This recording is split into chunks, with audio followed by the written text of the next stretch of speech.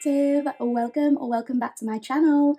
I am the Nosy Witch and this is my channel, Nosy Witch Tarot. I just want to start this off by saying hello to any new subscribers and existing subscribers because this message applies to all of you, but I am just so happy to have you here and I really do appreciate you giving me the opportunity to read for you. I love connecting with you all and I love hearing about the things that resonated for you. It really does make me smile to know that my words have in some way helped even just one person. So the fact there are now like over 500 of you here and you're finding some small meaning in anything that I say, it's just absolutely incredible to me and I do really feel very fortunate for that. I know to a lot of people 500 isn't a lot, but when I started this channel, I honestly didn't think I would get any subs, so it means a lot to me, and I can't tell you how much I really do enjoy hearing from you. And if you are a newer person listening, because people who have been subscribed to me for a while already know this, but I just want you to be aware that I'm always happy to take your ideas on board when it comes to topic suggestions for readings. As far as I'm concerned, no topic is off limits. As long as I'm allowed to talk about it on YouTube, I'll talk about it basically.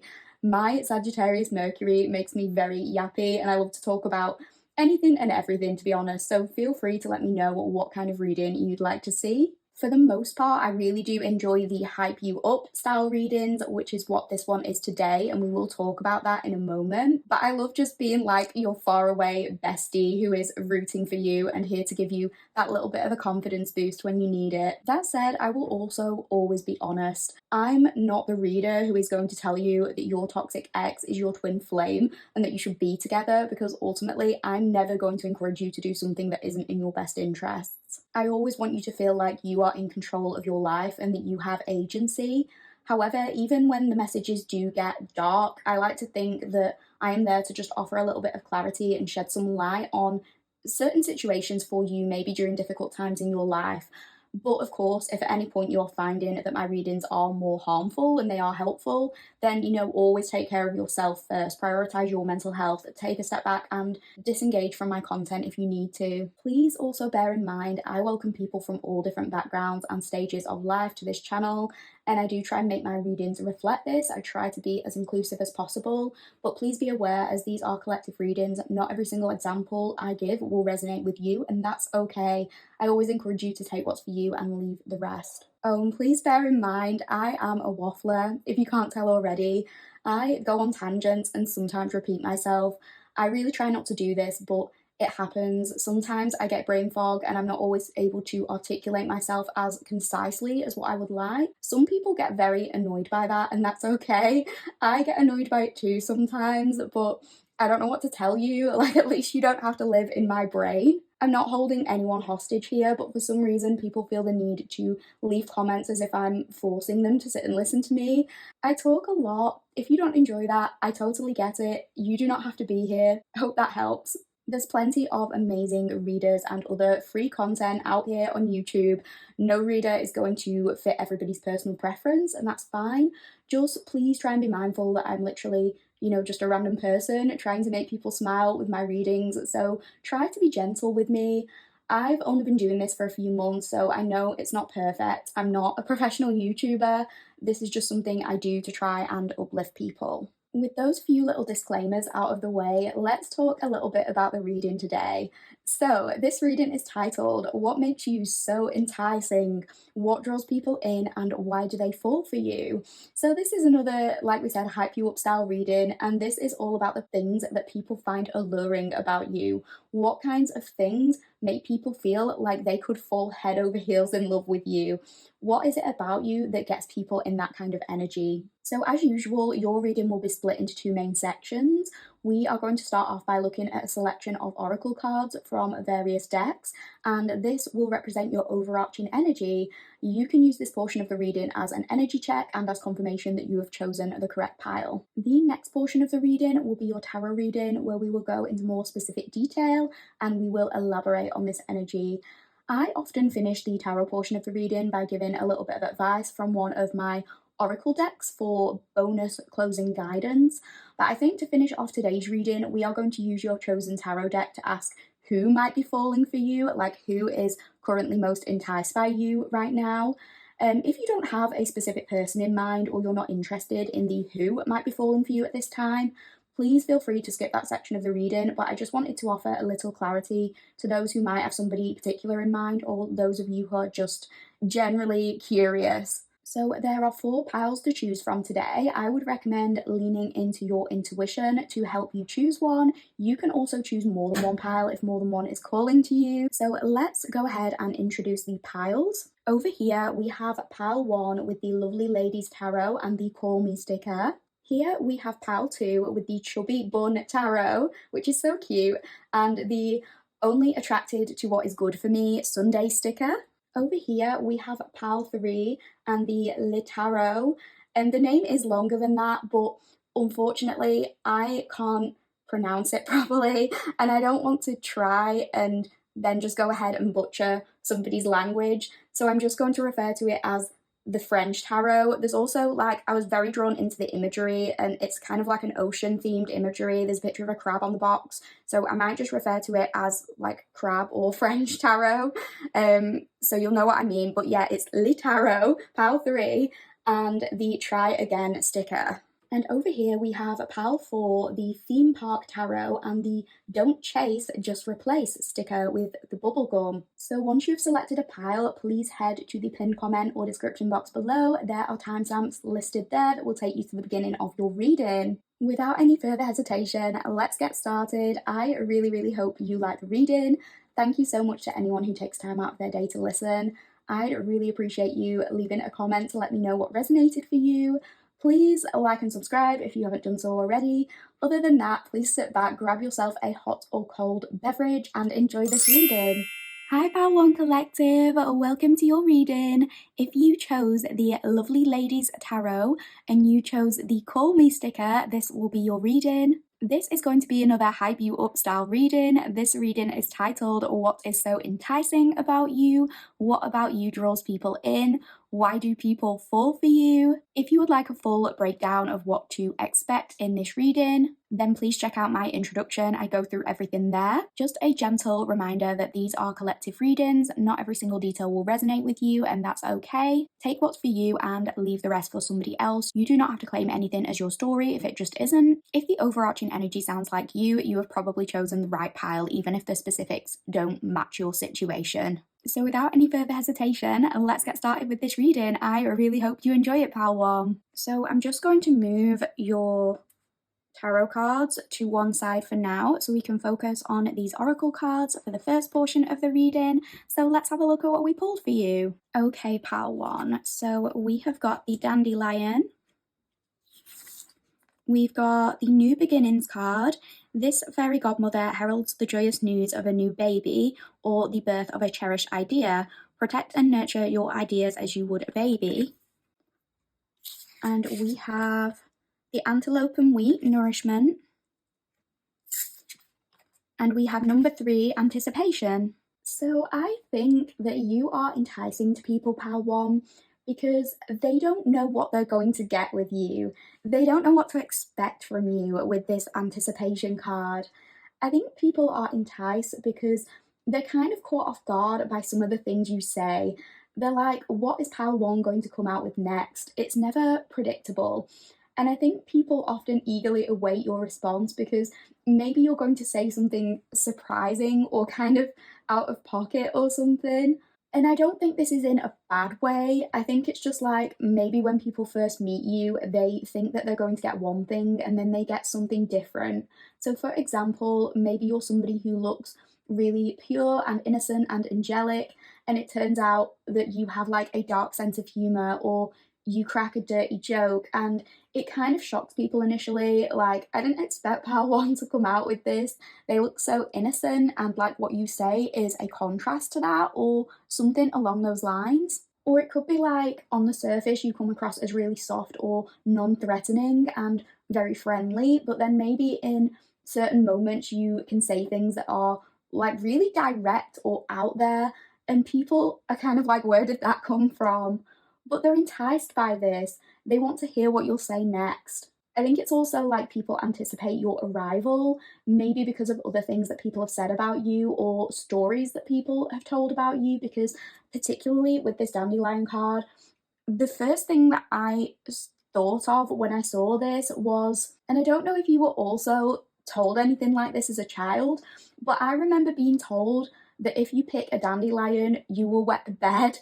And obviously, that's not true, but it is based in some kind of truth. Like, apparently, dandelions are known for having diuretic properties, so maybe they do make you want to pee. And that makes me think like people are enticed by you, maybe based on rumors or stories that people have told about you. Maybe some of these are based in truth and others are kind of exaggerated. But it's like if somebody says, me and Pal One did this crazy thing, or Pal One said this and it was so funny, whoever they're telling feels like you're somebody who they could fall for based on that. It makes people more curious about you. People hear these rumors and they want to know more about you. You sound like someone they could have fun and adventures with, so they're excited to meet you or to spend time with you. It could also be that your social presence, if you're on any form of social media, entices people because they want to see what you do next. If you don't post too often, maybe you have people who consistently check your profile to decipher things about you and your life. And maybe you only feed them like tidbits of information, like you only post one thing every few months on your story or grid or something, and people try and fill in the blanks based on that. Because this is also reminding me of something I saw. It wasn't a meme, but I think it was like a screenshot of somebody's text conversation, and it was someone messaging this girl, I think, and asking like, hey, are you single yet? And the girl was like, no, I'm happily taken. And this other person was like, okay, I'll check in again in a few months. And I'm not saying somebody would literally say that to you, but I think people are enticed by your relationship status, maybe, particularly if you don't post a lot. If you are in a relationship or you have been recently, people are anticipating you posting something that would clarify whether or not you're now single or whether you're still with someone, so they can like shoot their shot and slide into your DMs or something like that. And if you are single, maybe somebody thinks you're taken and they're trying to sort of figure that out from your profile because they want you to be, but they don't know whether to go for it or not. They're anticipating what you post to get any scrap of information that they can hold on to. I think your responses in general entice people. It's like you always have something different to say or a new perspective to offer. This example isn't necessarily in relation to romance, but if someone in your friendship circle needs advice or something happens to them and they talk about it in the group chat, let's say other people in that group chat, they might say something like, I can't wait to hear what Pal One has to say about this, because they just know that the response is going to be something worth waiting for. You're either going to say something really funny or you're going to like provide a solution and it's somebody that nobody else has thought of. I'm getting something about your voice notes. Maybe you send funny voice notes in your group chat and people can't wait to listen to them or something. There's maybe something about you having a contagious or a distinctive laugh that people are very enticed by. Like it makes other people smile, it makes other people laugh or something. I think people are very enticed by your communication style and your way of expressing words of encouragement or giving thoughtful advice. I think just the way you are, your aura, the way you carry yourself is very healing to people. And that makes sense with the dandelion. You know, dandelions are often very underestimated, but they do have healing properties. I think people fall for you because you seem to know just the right thing to say. And I think people fall for you because they always feel so much better after being around you. They feel nourished with this antelope and wheat card coming through. It could be in the literal sense to some capacity, like maybe people are enticed by your cooking, the food you make. Some of you could be vegetarian or you could make really tasty plant-based meals. I'm only saying that because I think antelopes are herbivores for the most part. That specific example doesn't have to apply, but it could be like, if that is the case, certain people are enticed by your cooking or by your ethics in relation to food. But you know, there's like certain people you can spend time with, and when you get home, you kind of feel drained and like you need time to get your energy back. And sometimes it's not necessarily to do with the other person, sometimes it's just that you're an introvert and socializing in general is quite draining. But I think with you, it's like people feel the opposite way. If people are on a night out with you, they want the night to never end. They never want to stop hanging out with you. Like when you go home, they're anticipating the next time that they get to spend time with you because being with you is invigorating. It kind of wakes them up. They feel alive again after just being around you and your energy. It might be that you're the one who has to kind of like create boundaries with people because maybe people have wanted too much of your energy or they've demanded too much of your time. and you've had to kind of pull back maybe in friendships and relationships because you need more downtime. So maybe you're like, I'm not seeing you every single night this week. I need time to myself. I'll see you once this week, and that's all I can do. And maybe people are like eagerly awaiting you texting or calling them because you got this call me sticker as well. So it's like people are begging to interact with you, to hang out with you, and they want to make plans, like they want to be with you again and again. It could just be that you text in a really interesting way in general. Like maybe you're not the kind of person who just says, "Hi, you okay? Yeah, are you? Yeah." Like maybe you put more thought into your messages, your conversations are really engaging. Maybe you send paragraphs or just lots of interesting snippets of information, like a brain dump or something like that. So maybe people have to wait longer between your texts, but they always await your response and they get that boost of excitement when they hear from you. Maybe you're the kind of person to come out with a random question over text and it catches people off guard, but in a really fun and interesting way that keeps the conversation fresh. And again, I think with your communication style, people are enticed by your ability to talk and to relate to many different people. Even if you're an introvert or whatever, it could be that when you set your mind to it, you are capable of talking to and connecting with anyone and everyone. Because I read something about antelopes that they can make lots of different sounds. So, for example, they can moo like a cow, but they can also bark like a dog. And it just makes me think that you're enticing because you're very capable of adapting your personality to all kinds of situations, and you can keep a conversation going with almost anyone. And I think people are very enticed by that, but at the same time, it could be that people sometimes kind of project their fantasies onto you with this new beginning because of what it says on the card. Because it's like people meet you and they sense this healing energy. They like that you can relate to them, and maybe they start envisioning this future with you. And they're like, wow, I could really see pal one being the mother of my child or the father of my child. I get on with them so well. But really, on your end, it's like you can get on with everyone well. I think people maybe get upset if they find that this isn't exclusive for them and they don't know you well enough to make some of these claims. Like they're thinking they want to tie you down and make you a mother or father, when in reality, you maybe don't even want children. Obviously, that specific example doesn't have to resonate. But what I'm trying to get across is like it's kind of giving me a little bit of like manic pixie dream girl. Like people see what they want to see in you initially. You could have Pisces energy in your chart or a prominent Neptune placement, although that does not have to be the case. And just to go back to some more of my dandelion facts, apparently many poems have been written about dandelions as they were once world famous for their beauty. So your beauty could be very enticing to people. Maybe you're someone's muse or you have been in the past. Maybe people have a kind of love at first sight thing with you based on this. They fall for you just from meeting you once or making eye contact or something like that. Some of you could have ties with ancient Egypt, or you could have an interest in ancient Egypt or ancient Greece, or you could have an interest in traditional Chinese medicine, or you could use it or something. That could be relevant to you, although those specifics don't have to apply. It's just a little bit of confirmation if they do. So that is what I'm getting for the oracle portion of your reading, Pal 1. We are about to move on to the tarot. I hope you're enjoying the reading so far, and I'll see you in the tarot portion. Hi, Pal 1 Collective. Welcome back to the tarot portion of your reading. Without hesitation, let's get started and have a look at the cards we pulled for you. Okay, Pile 1. We have got the 8 of Wands.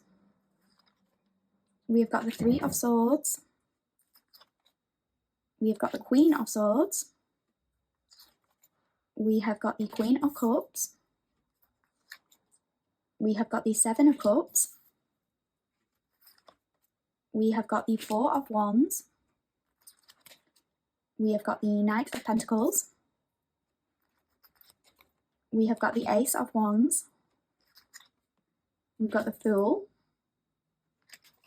And we have got the 7 of Wands.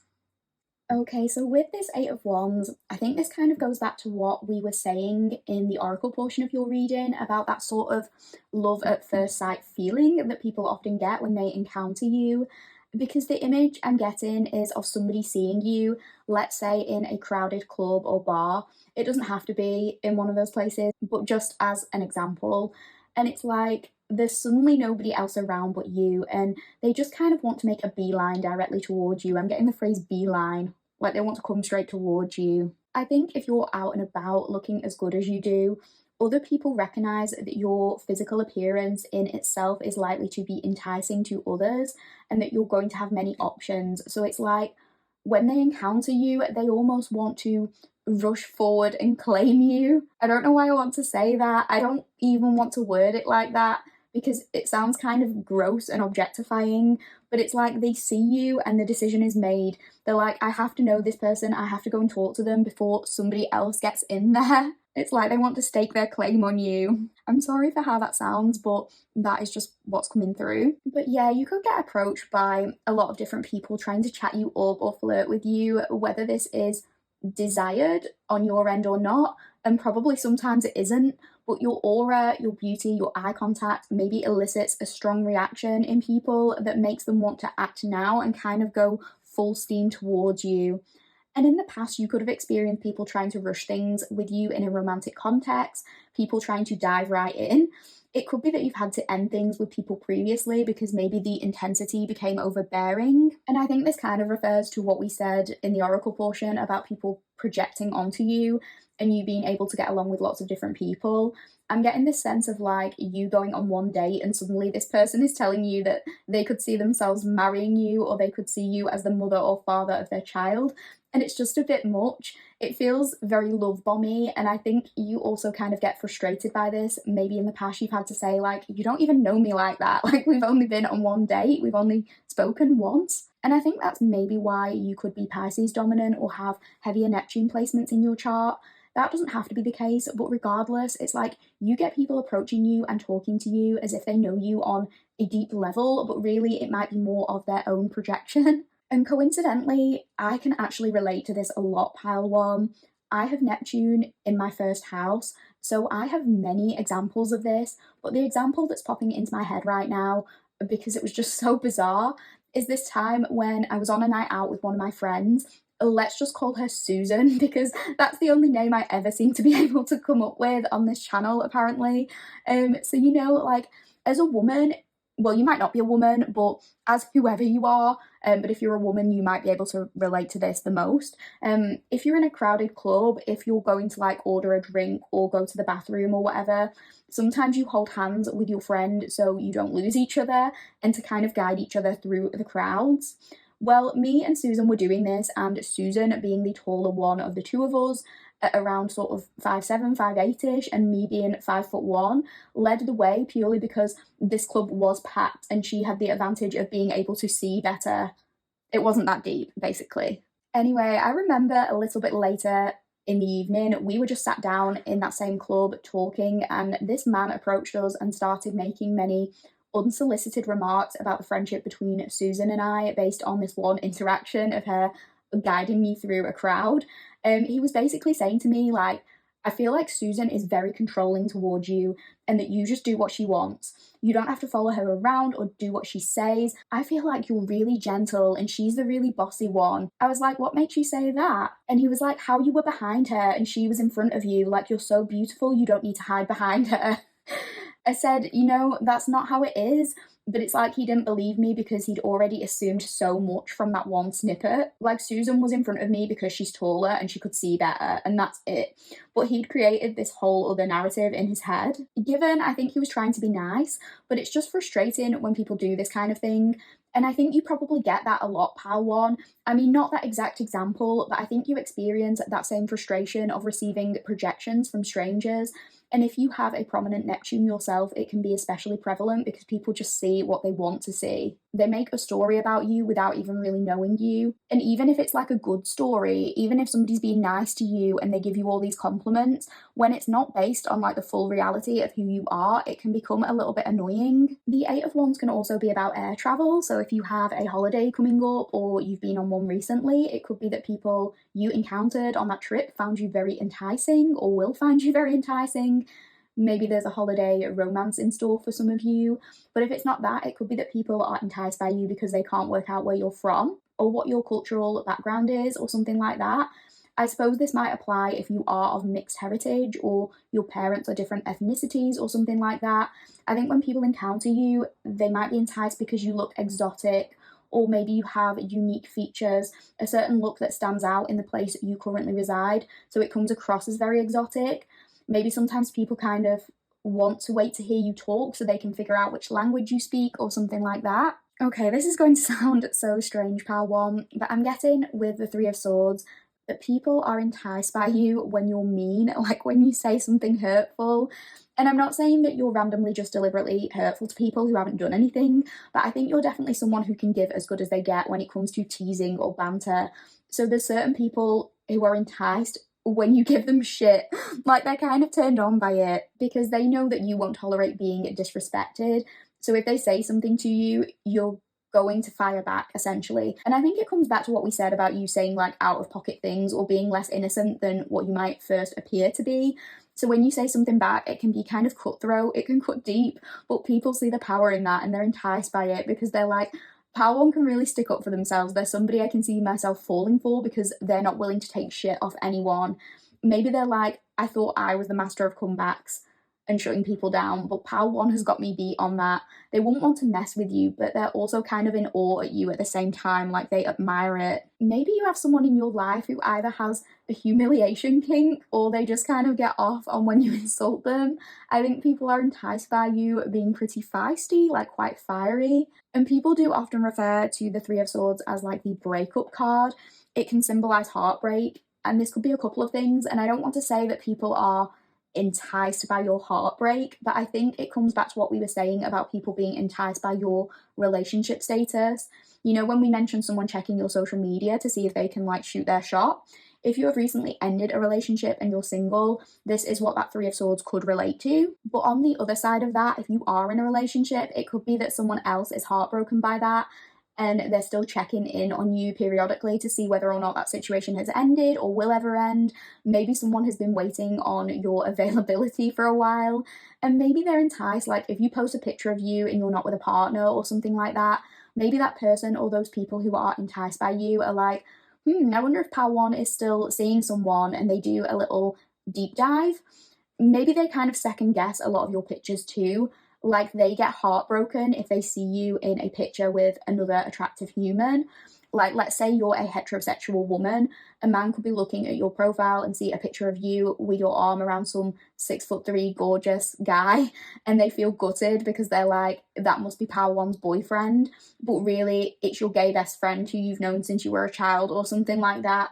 It doesn't have to be that example. Obviously, if you're a heterosexual man, this could be a girl seeing a beautiful woman in your pictures and making assumptions when actually it's your sister or something like that. Take it in whatever way applies to you and your sexuality. I'm going to talk about this Queen of Swords and this Queen of Cups sort of together because I think that what people are really enticed by is the dichotomy of you. It's like you're dual natured, you have two sides to you.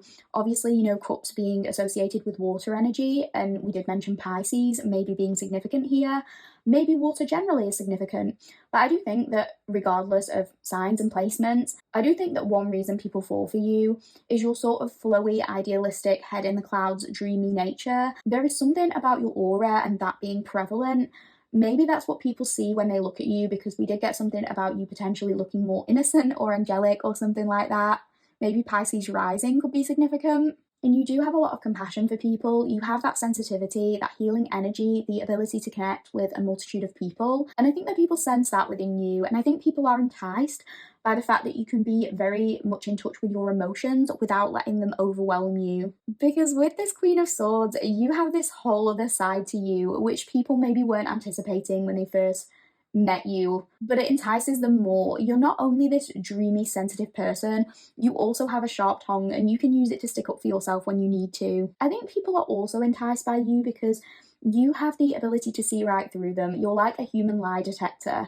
I think maybe they feel scrutinized under your gaze once they get up close to you, like they can't get anything past you. They couldn't lie to you if they tried because they know that you can filter out the dishonest parts so easily. I think they find your gaze or eye contact quite intimidating but also quite alluring. And I think people also fall for you due to your maturity, because maybe certain people have heard these stories or rumours about you and they find it difficult to get their head around the idea that you can be all of these things at once, like you can be all these different people.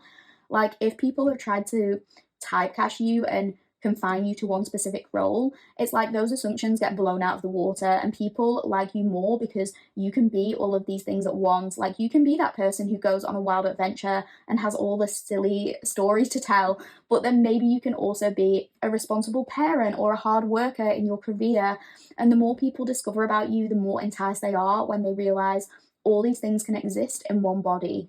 Oh God, yeah, with the Seven of Cups coming through, I am not surprised that we got this in your reading pile one, because what did we say in the oracle portion about people projecting things onto you? Maybe certain people getting a little bit lost in their fantasies and getting too caught up in the possibility of you. Yeah, I definitely think that people are sometimes enticed by these illusions surrounding you. Maybe it's like you are mysterious in some way, or you keep yourself to yourself, so because things aren't clarified to certain people, it just kind of leads them to speculate in their own head, and maybe they don't always get it right. They could want to know more about you, but because they're not able to, they just think to themselves, I bet pile one is like this or that, but they don't actually know the truth. And this can be frustrating at times for you, I think, because sometimes people can get angry at you for not living up to the expectation that they created in their head, that you never claimed to be in the first place. It's like they don't realise that all the things that they have conjured about you were created by them, not you. I don't know if this is making sense, but I will try to give a couple of examples. So to go back to the example we mentioned earlier, maybe if someone sees you and they think you look very innocent or angelic, they assume things about your character. They're like, oh, pile one is so sweet and innocent. They must never have had physical intimacy before, or they would never wear a revealing outfit or something like that. Then if they find a picture of you in a top that shows some cleavage, let's say, or you make it clear in some way that you're very much in touch with your sexuality, it's almost like people get offended because they put you on this weird purity culture pedestal of you being this good girl or guy, whichever applies. And when you behave in a way that contradicts their unfair expectations, they kind of react angrily. And I think a lot of it is them feeling territorial, like they've planned an entire life out with you that you didn't even know about, and they're stuck on that one idea. And I think it's like we said, because you're capable of speaking to so many different people and you're respectful of different backgrounds, this makes people fall for you easily because they have one conversation with you and they're like, pile one would be perfect for me. They're so enthusiastic about my passions, they're willing to connect with me. So maybe they often present you with this grand idea based on this illusion that they've created, and they get too carried away with it. Like, let's say someone is passionate about their music, like they make music or something, or they're in a band or they sing, and you have a conversation with them and you're genuinely interested and enthusiastic because you love music too, so you encourage this person and you connect over that. But maybe certain people misinterpret your interest in terms of just connecting on a human level to it being more romantic, and they get carried away with the idea that you are like their muse or something. They're like, finally, I found someone who is so passionate about music like me. Doesn't have to be this example, by the way. They're like, pile one is perfect for me. They love music. We can run away together. We can go on the road. We can go on tour, and they could manage my band for me. We could have this dream life. It's like they kind of idealize you and put you in these roles without asking if it's what you want. So they're enticed by this dream, by the potential of you. They take these small details and just kind of run with them. And when you have to tell them, like, no, I love music, but I also love my career or my hobbies or my friends, my family. I'm not going to go on the road with you, and I'm not managing your band because I have my own aspirations. I have my own life here. And they're like, but I thought you would be perfect for this, because sometimes they're seeing you in this more one-dimensional way. And I think that people in your life recognize how multifaceted you are, pal one, and they appreciate it. But sometimes you might feel like you're being put on a pedestal or you're enticing for the wrong reasons, because people treat you like you're a wish fulfillment, but they don't always know the real you. Like, they don't always know that you have bad days, you have off days too. And I don't think people always have bad intentions when they do this. I think often people just so aren't used to having a genuine connection or conversation that when one does come along, they really do think it's something special and find it easy to get carried away falling for you. You could be somebody who's had that phrase thrown at you. I know you know the one I mean. People have probably said to you, I think you can predict this before I'm going to say it, but people have probably said to you, you're not like the other girls if you're a girl. And it kind of gives you the ick, because you're like, you don't actually know what I'm like. We've only spoken once. Obviously, if you're a man, take it as like, oh, you're not like other guys, whichever applies, but you're not like the other girls is something that I hear the most, because people don't believe that women can be multifaceted, so that tends to come up a lot. think it has something to do with some people not realising that women are people. But not to get onto a feminist rant here, that's not what I want to do, so let's get on with the reading. So with this Four of Wands, I think that people fall for you because it's always a celebration when you're around. People love being around you. They love spending time with you. It goes back to what we said in the Oracle. They don't want it to end. They really do have a lot of fun with you. And I think that you probably entice people due to the way other people speak about you. Like if you're due to attend an event, your friend might speak very highly of you, or they might tell other people that they're essentially awaiting your presence. Like, I can't wait until Pal 1 gets here. And then that makes other people curious about you. It makes other people want to know you and to spend time with you. I also think that due to the way you are able to relate to people, you make people feel at home, you make them feel safe and comfortable and like they're able to express their ideas. I think you can probably be a bit more low-key than what people originally expect, especially if, like we talked about, people occasionally make assumptions about you because you entice them because they want to impress you, but maybe they go about impressing you in the wrong ways. And this doesn't even have to be romantic. Obviously, it could be like somebody thinks they have to take you on an extravagant date. But even in terms of friendships, I think people try to impress you and they're like, I need to show Pal 1 a fun time when I'm hanging out with them because they're so much fun and I don't want them to get bored. But honestly, although you might like some of the adventurous stuff, I think you're equally happy to have a chilled night, watching Netflix, hanging out on the couch, having deep chats with people. It could also be that people are enticed by how you choose to relax, what you choose to do in your spare time, the things you're interested in, a particular hobby you have, or something like that. With this Knight of Pentacles, I think people are very enticed by your routine or perhaps by the result of that routine. I think they admire your discipline and your hard work. So, as one example, let's say this is in relation to your workout routine. People might see the hard work you put into something like that and they might be noticing the results of that hard work and they want to learn more about it. They also want to know what you do day to day generally, what your schedule looks like, how you've implemented certain things into your life. It could be that many people are enticed by the idea of finding out who you interact with on a day to day basis, kind of similar to what we were saying when we talked about somebody looking at your social media pictures. Maybe they want to know, who is this person like in your pictures, or who is that person? How do you know them? Things like that, or they just want to work out what you do from day to day to improve your life. What things might make you happy on a consistent basis, what you do when you're home alone, what you do in the evening. They're enticed by the idea of just generally getting to know you better. They want to know how your brain works as well. First of all, with this Ace of Wands, I think it goes without saying that people are enticed by you physically. You're very physically attractive to people and you spark something within them. You make them want to make a move. Again, I think it refers back to what we were saying when we talked about people making this beeline towards you when they see you. They notice you and they see you as an opportunity, and they know that there's something about you that they just kind of have to dive right into, and they have to give themselves the opportunity to connect with you. You know, Ace of Wands can talk about potential, like the potential for growth, the potential for new opportunities, the potential to grow yourself into something. And I think even from like eye contact or conversations that might seem more trivial to you, people feel this way with you and kind of want to throw themselves into a deeper connection. They see the potential of all you could be just from having a bit of one-on-one time with you. They might think that you're physically attractive from the off, and maybe that's what motivates them. But once they interact with you, it's like you're there saying these things that surprise them or catch them off guard or make them laugh. And you're simultaneously engaging with them about their passions, showing interest, showing enthusiasm. And I think people immediately cling on to the opportunity that they see within that. They're like, this could really be something with Pal 1.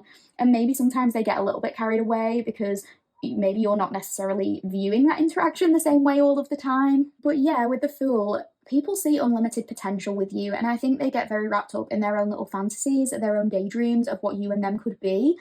I think you've probably unintentionally, Pal 1, left a trail of broken hearts behind you because, to no fault of your own, I think just because you are a person who really connects with a lot of people, other people who are less able to do that, and so they might be the ones to like interpret your connection with them as something really unique because they've never experienced that before. Whereas with you, it's like just another Tuesday. Do you know what I mean? I think you're kind of like, it's not that deep. And it might mean more to the other person. It means more to other people than it does to you, or something like that. They kind of fall for you just from talking to you or connecting with you once. I think because you are so fun, you are adventurous, you kind of embody some of these Fool qualities yourself. But you know, the fool is sometimes in his own little world and he's plodding along, not a care in the world, and doesn't realize he's about to step off a giant cliff. And I think that's how it might be when people interact with you, Pal One. They see so much potential in you that they just kind of put all their eggs in one basket and start envisioning this whole life. And then they're left a little forlorn when they find out that's not going to happen. Like, you don't want that, or you're in another relationship, or you're just not that into them. Whatever the case may be, people get carried away with you very, very easily. I think people are drawn in by your spontaneity and your free spiritedness, and you just saying whatever you want. And they get wrapped up in the feeling of being with you in that very moment and having so much fun with you. And maybe they kind of romanticize it and they're off with their head up in the clouds thinking like, me and Pal One could have these great times forever. We could do this and this. And maybe what they have in mind just doesn't align with how you want your life to go. You have that spontaneous, adventurous side, but you also recognize you have responsibilities. So you don't always get as carried away with other people as they do with you. So in the example we gave earlier of somebody wanting you to go on the road with them or manage their band, when you tell them no, they're like, but I've thought it all out. It would be perfect. You're the only person who has connected with me about music. Like, you seemed so passionate. And you're like, yeah, I am passionate for you. I'm happy that's what you want to do, but that's your journey. It's not mine. Yeah, with the Seven of Wands, you could definitely get people being very territorial with you very quickly. I think because you are free-spirited, people are kind of enticed by the fact that they can't tame you, but they wish they could.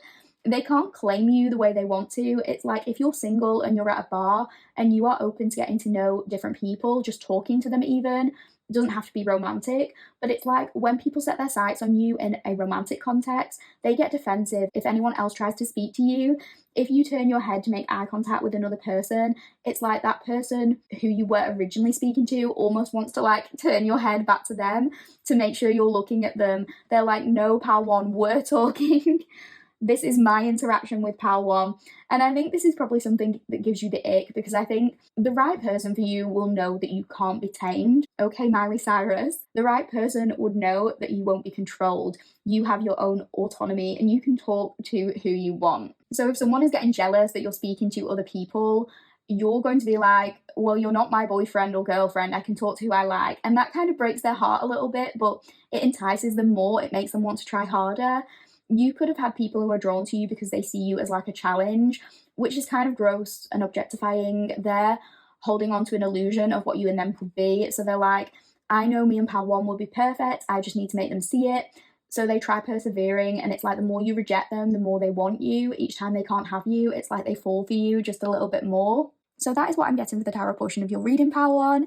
We are just going to finish this reading up, as explained in the intro, by asking who is most enticed by you right now. So we're going to be looking at 3 more cards from this particular tarot deck, and that is going to give us a little bit of insight into who is currently most enticed, who might be falling for you right now. If you're not interested in hearing that, obviously feel free to skip this section, but I just wanted to give a little bit of clarity to those who are interested. Okay, so in terms of who is most enticed by you right now, Pal One, I have pulled 3 cards for you, so let's have a look at what we've got. Okay. We have got the Queen of Pentacles. We have got the Six of Swords reversed. And we have got the Knight of Swords reversed. Okay, so who is most enticed by you right now, Pal One? Somebody who thinks you and them have unfinished business with that Six of Swords reversed. That doesn't have to mean you've been in a relationship with them. That could be the case, but equally, this could be somebody who just feels like an opportunity has been missed with you, or that they had more to give with this.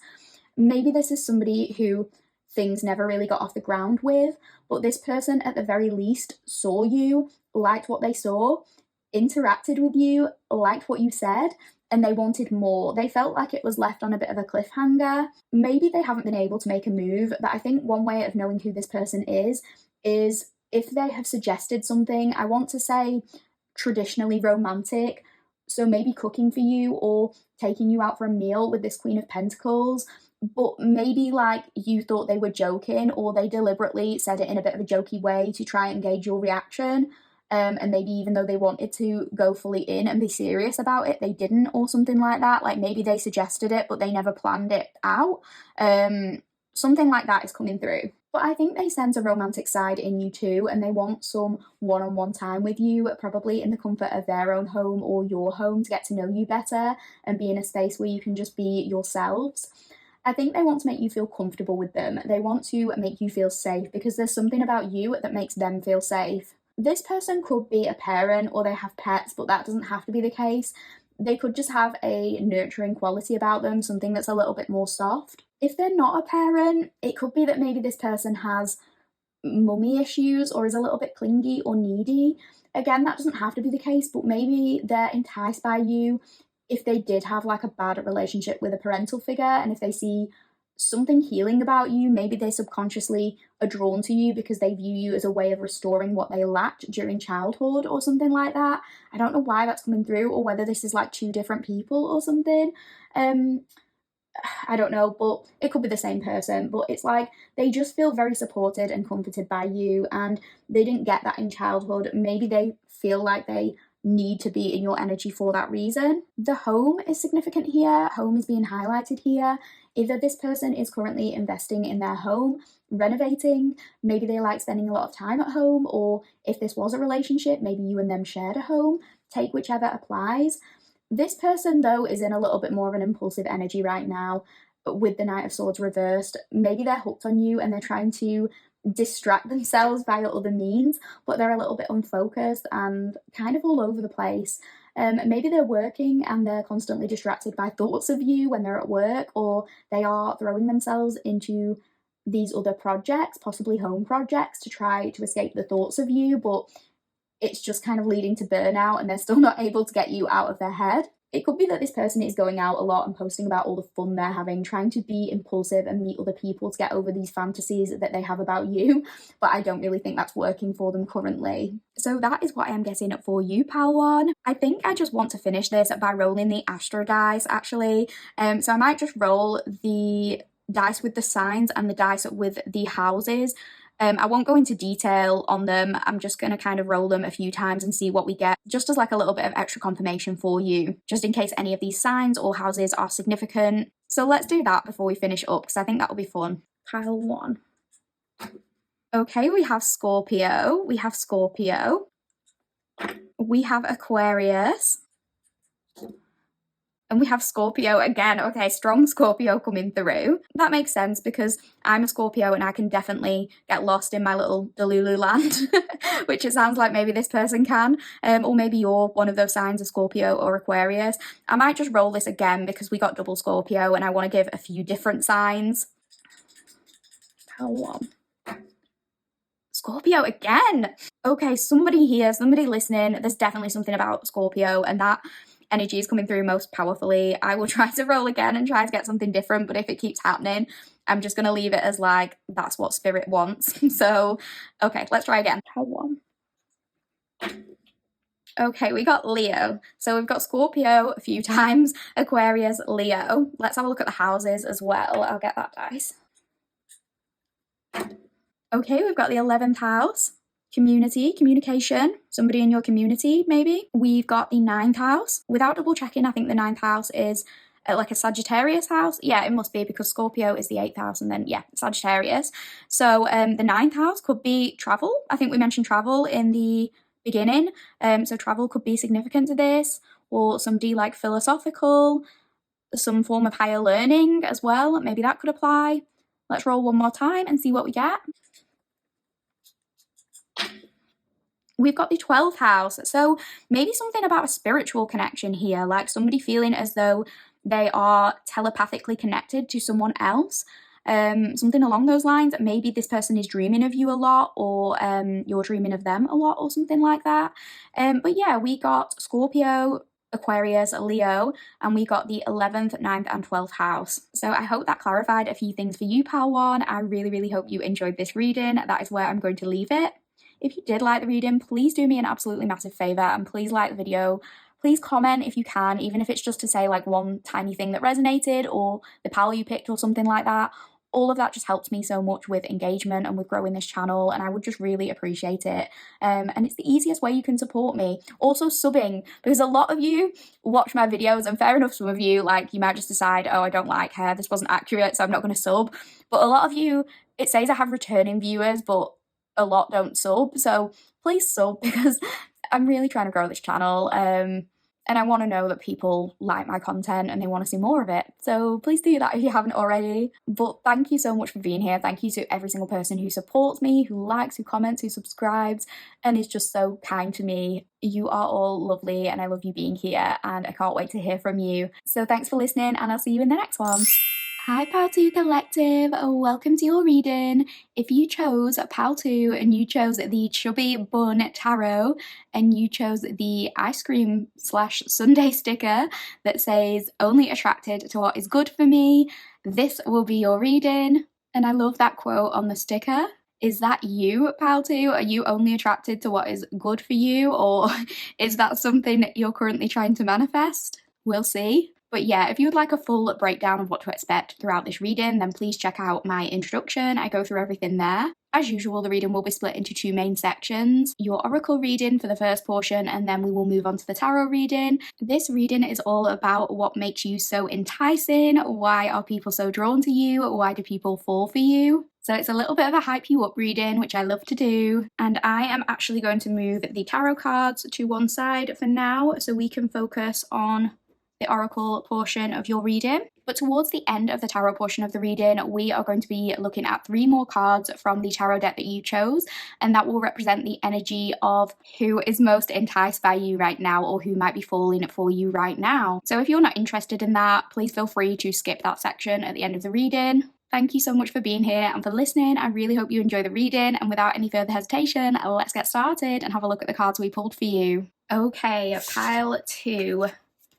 We have got Celebrate Your Wins. We have got Come Together. Fairies like to be busy, and a group of them is showing you that many hands make light work. Working as a team helps get the job done. We have got the Elk and Ash, Strength. And we have got number 26, Insight. So to start off with, the number 26 could be significant to you, Pal2. This could be a date, an age, a synchronicity. This doesn't have to apply, but it's just a little bit of extra confirmation if it does. But I think that people fall for you because of your insight. You entice people with your original ideas and your unique perspectives on certain situations. I think you have a very strong sense of intuition, and you can read situations and people very well. I think you are very capable of reading the room and giving people what they need in whatever way that means to you. You have a good sense of what could benefit people in that moment, so you act accordingly. I think that people are enticed by this deep understanding that you seem to have, because they feel as though they can open up to you and you'll get it. It's like sometimes people have problems and they feel as though those problems are just so complex that they can't really open up to anybody because the story is too complicated or nobody would understand. But with you, I get this sense that if somebody is telling you something personal, if that person is like, sorry if this sounds weird, or I know it's probably difficult to understand, you're like, no, I get it. You reassure them, because even if you haven't been through the exact same thing, you understand their feelings very well. So people might often speak with you about their problems, and they are enticed by the things you have to offer in response. You always have something important to say, and you make people view things through a different lens. I think people are enticed by your self-awareness. I do not mean this in an insulting way at all. I mean it in the best way possible, but you seem like somebody who has been to therapy, because you have that deeper level of awareness when it comes to yourself and when it comes to others. And if you're like me and you can't afford therapy, either way, it feels like you have a more advanced understanding of human behavior than many people, and you're able to reflect on what that means when it comes to how you want to show up in the world. It's like you've done a lot of emotional work. Maybe you've experienced a lot of emotional challenges, particularly if you do consider yourself to be a very sensitive or empathetic person. It's like you've had to work hard through a lot of this independently. And I really do think that in a perfect world, everyone should at least try therapy. And obviously that can't happen because unfortunately it's not accessible to many people. But going to therapy doesn't mean there's something innately wrong with us. It's quite the opposite. Going to therapy or just doing whatever we can to look after us is acknowledging that our emotional health shouldn't be neglected. We are all human, we all experience hurt, many of us experience trauma, but sometimes we don't always get the space to process things, particularly, in the world we live in. We're always on the go, often detaching from our experiences, not always reflecting, and not always realizing how things can build up over time and can have an impact on us. But it's like you've had to make space for yourself to do that, and it really reflects outwardly that you are in this more secure place. That doesn't mean you never get insecurities or you never get upset. It just means you come across as someone who is better able to handle those things, and people find that sense of security very attractive. I think people are enticed by that because it's like you've come to a place where it appears you have your shit together more than most. And that doesn't necessarily have to be how you feel internally all of the time. But I think people fall for you because of this sense of balance that you have. Like with this strength card as well, I think you do come across as this emotionally strong person. And at this stage in your life, it's very difficult to throw you off kilter. People might have tried in the past to like rattle your cage, but I think there's something about you that comes across as very calm and very secure, like a quiet resilience. And this is enticing to people because you have a very self assured aura. If you've dealt with insecurities or other people's projections or attempts to put you down in the past, and you've worked on viewing some of that more objectively and kind of detaching from the idea that other people's behavior has anything to do with your value, if you've gained that insight in recent months or years, it's like people are enticed by the fact that nothing can kind of undermine you or throw you off. Like you are immovable, you are difficult to shake. Maybe some people are a little bit toxic with it and they're kind of like, I wonder what it would take to rile pal 2 up and get them in their feelings, because maybe those kinds of people are less healed and they want a reaction, they want a conflict. They want you to give them the satisfaction of giving into your ego or something like that. But I think the majority of people who have good intentions just want more of that calm energy in their life, and they really do want your insight because they want to be able to take things less personally or see things from the perspective that you do. And people fall for you because you're able to articulate their feelings back to them and it makes them feel seen and heard. This strength could also refer to you having strong boundaries due to all of this, especially if in the past that has been a bit of a struggle for you. It's like people are enticed by your sense of self-worth and independence. You can be understanding and empathetic, but you also know how to prioritize yourself. And I think you're strong in that you're able to stick up for yourself and leave people in the dust with this ash coming through if they're not able to treat you correctly. So I think this strength for most people probably refers more to an internal strength, but it may apply physically to a few of you. This doesn't have to be the case, but it's just a little bit of extra confirmation if it does. So for example, if you're a more petite woman, let's say, as one example, I think this strength can show up in you being independent and making it clear you don't rely on anyone to do things for you. So if somebody sees you carrying a heavy box and offers to grab it for you, you're like, no, it's fine, I've got it. And I think they find that sense of self-sufficiency enticing. Or like if you're a gym girl and you're trying to build muscles, it could be that you've experienced people approaching you at the gym like, maybe you should try a smaller weight because you look small, but then you lift the bigger one with the correct form, no problem, and people are impressed by this, they're enticed by it. Or if you're a man and you're quite slim or you don't have visible muscles, I'm getting the image of you picking someone up and then being like, you won't be able to pick me up, like I'm too heavy or something like that, and you do it no problem, and that strength entices this person. Obviously just take the individual examples as they apply. They're not all going to apply. I've been reading so many interesting facts about elks because of this reading, so I'll read a couple out to you that might be relevant. So the first one says, elks are connected with love and music for many Native Americans, and a well-known tribe legend credits elk with the creation of the first flute. A boy is too shy to speak to the girl he's fallen in love with, but 2 elk men visit him in a dream and give him a flute, which he masters, giving him the means to communicate his feelings to the girl through music. So it could be that there is a connection to music here. Maybe you are a musician, maybe someone feels like they have to learn your instrument or educate themselves about music generally to approach you. It could just be that people feel the need to impress you generally because they know that you know your own worth, so people feel like they have to make some kind of grand gesture to show up for you correctly. And yeah, with this other fact that I found too, elk can count to 10. How do we know? Scientists have noticed that when a female elk is presented with the choice between a male with 9 antler points and 10 antler points, she'll almost always select the bull with 10 points. She's paying attention. So I think it's like you pay attention to your surroundings, and because you've mastered a certain level of self-awareness, it's like you're going to make the decision that's best for you when it comes to a romantic partner. You pay attention to what is going to be the best thing for your life. And I think, again, this entices people because they want to stand out to you. They want to make themselves the best choice because they know that you pay attention to everything. And that makes me think of this sticker, like, only attracted to what is good for me. It's like you're going to make the best choice for you, so people need to step up their game if they are not the best, basically. But when I was looking at these facts, this is the one that made me laugh the most. It says, okay, this one is pretty weird and definitely gross. You've been warned. Fatal attraction is a term given to a particularly strange mating technique that some bulls use to woo female elk. Basically, the bull digs a hole in the ground, fills it with his own urine, and bathes in it in the hope that the scent will attract a mate. How romantic. So the reason I'm telling you this, I promise it's not to traumatize you, but I think sometimes because people feel this need to impress you, they might do strange things to get you to notice them, but it might be the wrong things. Like certain people could say things to make you jealous or to try to entice you back when really it might be something that just makes you a little uncomfortable, or you're like, I'm not into this. I think people understand that you have high standards and they want to live up to those, but maybe sometimes people go about it in a bit of a weird way that just doesn't necessarily work for you. With Come Together, I definitely think people are enticed by your ability to kind of bring a group together and to make people feel comfortable and welcomed in that group. It's like you could have just met with somebody that night, but you make them feel like a friend. There's not this sense of social awkwardness. They're just enticed by how well they can vibe with you, I guess, like straight from the off.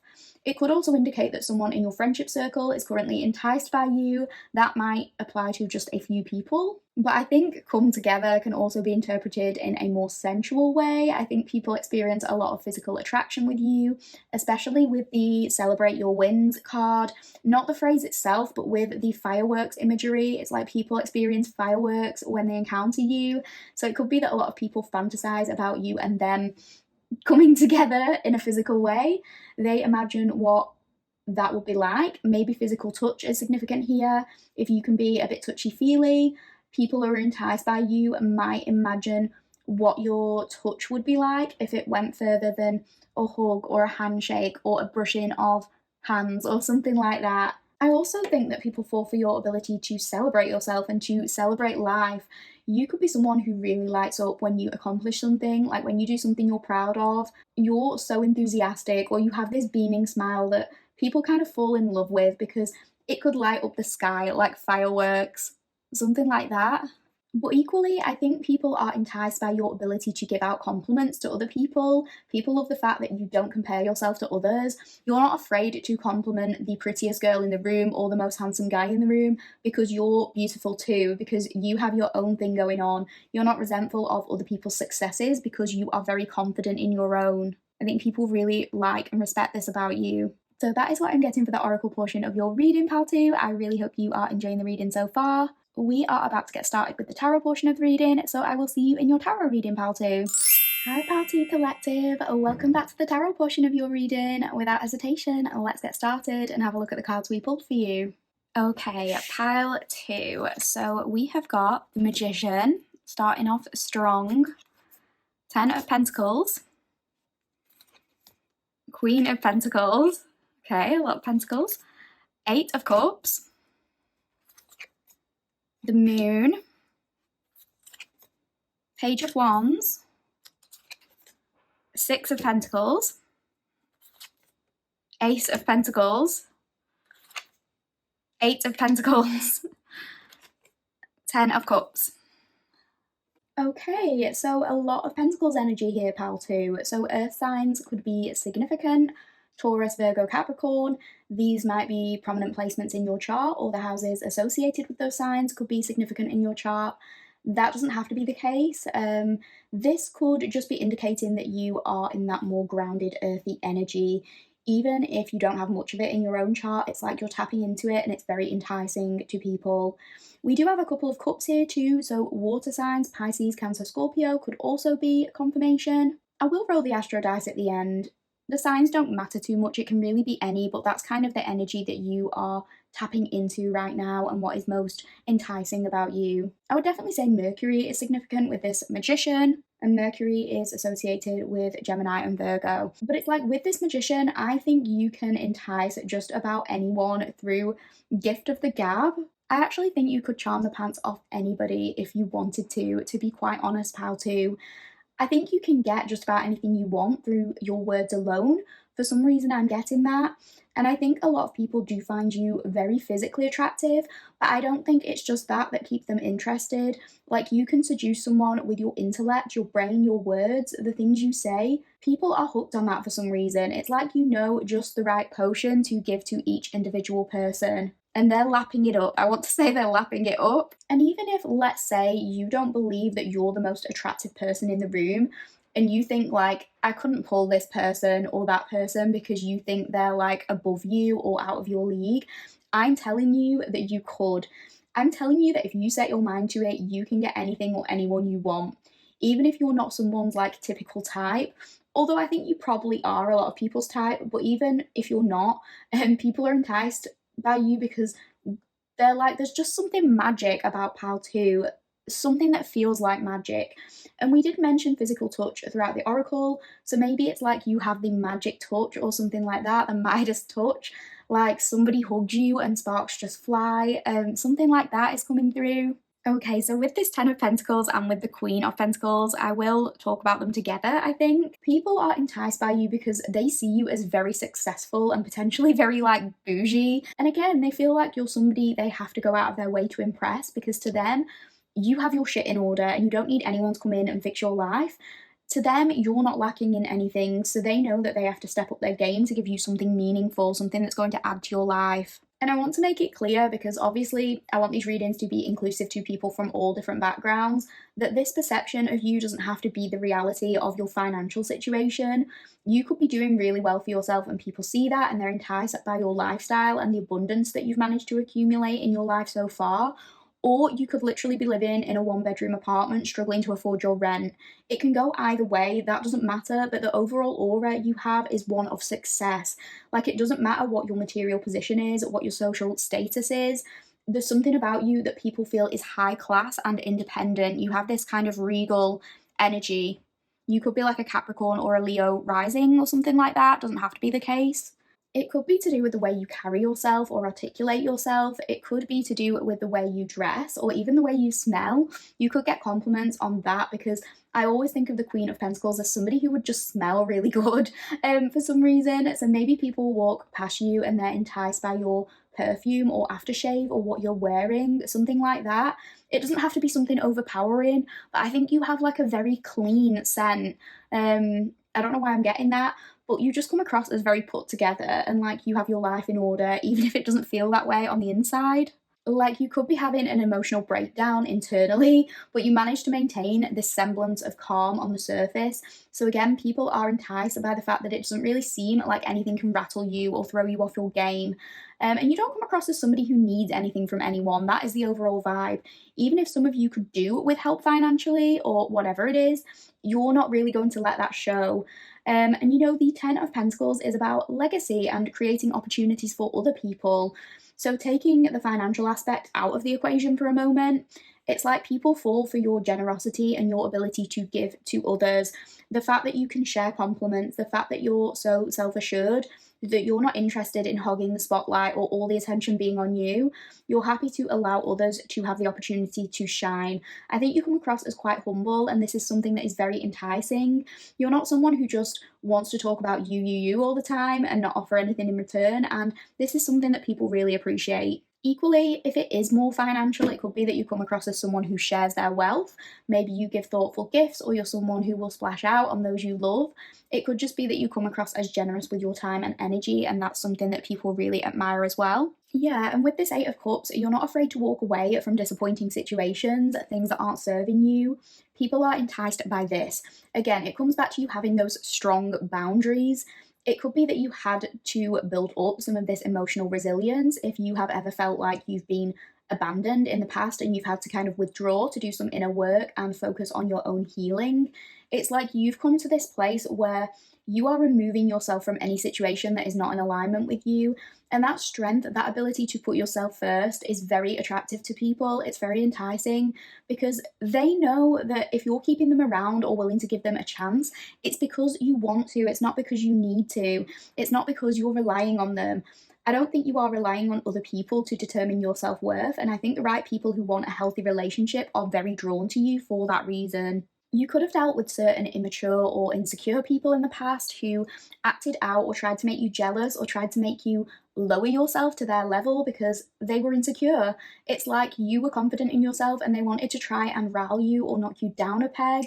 But now it's like you're in the energy where if somebody is showing up playing games in that kind of way, you're literally just going to walk away from that situation entirely. And maybe some people are thrown off by that. They're like, oh, my games didn't work with Pal 2. Time to change tactics. But they're enticed by it because their usual games don't work on someone like you. You might have in the past attracted some unhealthier connections, either with anxiously attached people who wanted to make you depend on them because they are dependent on other people, or by avoidant people who tried to get you on the hook to sort of prove that they could make you attached and then seemingly bailed on you once they thought that they had you. But honestly, I think a lot of these people see you as like the first healthy person that they were with, and certain people might regret either pushing you away or pushing you too far. That's just an extra message that is coming through, and I felt that I had to mention it. It might be relevant for someone listening. So with this moon card coming through, it's interesting because often the moon refers to things that are hidden, anxiety, uncertainty. But I think for you, Pal 2, something that people find enticing about you is actually that if you are anxious, if you are uncertain, you don't show it. This is hidden on the surface. And people might be enticed because, again, they sense this self-assuredness with you. Like you're somebody who never doubts your own decision-making capabilities. People are enticed because they think that you look like someone who knows what they're doing. Even if you don't feel that way on the inside, I think people feel better and more confident when they're with you because they feel like you'll keep them on track. You'll know the right thing to say or do. And your lack of self-doubt makes them feel assured. I think people are also enticed by your secrets, with the moon being associated with water, but you getting all this earth energy coming through. It's like people might sense that there's more going on under the surface. You're enticing because you're solid, you're grounded, you're kind of immovable like a mountain. You can't be shaken. You might come across as a little bit stoic, but I think when people connect with you, they might fall for you when they sense that these deeper emotions under the surface, like there could be more turbulent waters that they have yet to explore. Maybe you have your own little secrets and you're a little bit guarded. You don't let everyone see all of you all at once, and people are drawn in by this. They want to learn more, particularly those that are similar to you in that they are more intuitive, more in touch with their own emotions. They know that there's more to this stoic demeanor, and they kind of want to entice your emotions out of you at times. Yeah, with this Page of Wands, it's like you're able to see opportunities even when it seems like your external situation is limited, because whatever's going on in your life, you're rooted to who you are, and you know that who you are is somebody who can make anything happen. Even when things get tough, there's always this sense that you'll be able to pull something out of the bag. And people are enticed by this confidence. Again, they like that you know what you're doing, even when on your end you feel like you don't have a solid plan in place. Maybe at times, even when you're panicking internally, it's like you never let that get the better of you. You always manage to figure something out. I think you're a good problem solver. You'd also probably be very good in like an emergency. Like when everybody else is panicking, you manage to know just what to do. You remain calm. You know how to go through everything step by step. You're able to kind of detach a little bit. I think that's something you've learned over time. But people trust you because you always seem like you've got something up your sleeve, or you're going in the right direction. If things are going wrong for you at all, it's like you never let anyone in on that. You're not complaining, you just keep progressing, and eventually something falls into place. And people see you celebrate those wins, and they're enticed by your enthusiasm and how you don't let the challenges of life get the better of you. Maybe you do privately with that moon that we got earlier. Maybe you do have your more emotional moments, but this might not be something you do in public. So people just see you making steps, making progress, never letting anything hold you back, really. and they're enticed by that faith that you have in yourself to push through and to make things work. And with this Six of Pentacles, people fall for you because you value fairness within your relationships and you prioritize an equal give and take. I think you are generous with whatever resources you do have. It doesn't have to be that you have a lot of money. It could be in terms of the energy you're willing to give to people, what you're willing to put into your relationships, or it could just be with the money you do have, you're willing to buy people thoughtful gifts, or you'll surprise your friends and family or partner with treats from time to time. And this makes many people fall for you because they want someone in their life who is willing to do those things. They know there aren't many people out there like that, and so they view what you do for people as so special and so sweet. And like I say, it doesn't have to be spending an enormous amount of money if you don't have that right now. It doesn't have to be something elaborate, but it's like maybe if it's your friend's birthday, you'll put together a collage or spend a lot of time making something handmade, or you'll do a really nice heartfelt post on social media. You'll spend a lot of time doing it. And that entices people because if it's that example, your friend might kind of show you off and they might be like, look what Pal 2 made for me, or look what Pal 2 did for me. And people are like, wow, like Pal 2 made that, or they did that. You have an amazing friend there. I'd love to have someone like that in my life. Whether it's in a platonic or a romantic context, they think how you treat others is so beautiful and they know that that can be hard to come by. And I think you being so generous and fair with people has a lot to do with the work you've done on yourself internally, because you understand people's motivations better and you're also willing to acknowledge that when people are different to you, it doesn't make them a bad person. It doesn't mean that if they need different things, you won't be compatible. It just means that you have to meet part way and make the effort to prioritize each other's needs. And I think you're very receptive to that, and that's how you are able to maintain harmonious relationships. Because if somebody is different to you, it doesn't mean you're going to create conflict with them. You won't tolerate being treated unfairly, and ultimately, if someone wasn't willing to hear you out and listen to your needs, then you're not going to give them the benefit of the doubt forever. You would leave if they weren't listening to you, but I do think you know how to handle misunderstandings when it comes to starting a new relationship and having those little teething errors or hurdles when it comes to the people in that relationship working out their boundaries. It's like you're enticing to people because you're a grown-up. Like, people look at you and they're kind of like, that is like a woman, like that is a fully grown woman, or that is a fully grown man. Like, you just seem like you have your act together. Whether or not, like I say, you feel this way on the inside, that is the message that I'm getting. They're like, that's a man or that's a woman. Like, I don't know how to explain it, but it's just that feeling. You don't just fly off the handle when people have differences to you, basically, because you know that we're all human, we all have different needs, and you're also not afraid to admit when you're wrong in a certain situation. Like, you're just so emotionally mature. If you snap at someone during an argument, you're going to hold yourself accountable, and people are really enticed by the fact that you don't let your ego get in the way of doing that. Being able to admit when we are wrong is such a humble thing, and so many people aren't willing to do it. It's so easy to just say, I'm sorry, or I was wrong, and so many people just don't do it. Some people know they're wrong, but they will try to manipulate the situation or gaslight the other person, anything to get out of a genuine apology. So when people see you operating in this opposite way, they can see how emotionally mature you are, and that is very, very attractive to them. If you are like charitable generally, or you do volunteer work anywhere, I also think people are very drawn to you because of this. Even if you don't have much, it's like you're not afraid to give what you do have to other people, maybe people who need it more than you, and people really respect you for that. With this Ace of Pentacles and with the Eight of Pentacles coming through, with all of these Pentacles coming through actually, I'm just being called to talk about how you might come across at work, and that doesn't have to apply, but it might for a few of you. Like, this might be something that you need to hear. So I want to say that you're someone who would appear to be very impressive in an interview setting. You might be someone who has almost always landed any job you have applied for. I think that a potential employer is likely to see you as the most skilled person for the role and would see you as somebody who they could invest in, like somebody who has the potential to grow or that they could train up. And they feel like you're going to be the best person to do it because you have this sort of very reliable and committed energy about you, and you're someone who can get the job done to a very high standard. I think people recognize this about you, so they feel like they can trust you to be on their team. So obviously this isn't romantic, but it's like you could be very enticing to a potential employer. You know, like we mentioned at the beginning of the tarot reading, you are gifted with your words. So that could definitely translate to a business setting. You know exactly what to say at just the right time and somehow manage to say the right words to get what you want, to charm people and to impress them. So I think this could lead to potential employers being sort of enamored by you, like feeling like they'd be lucky to hire you or something like that.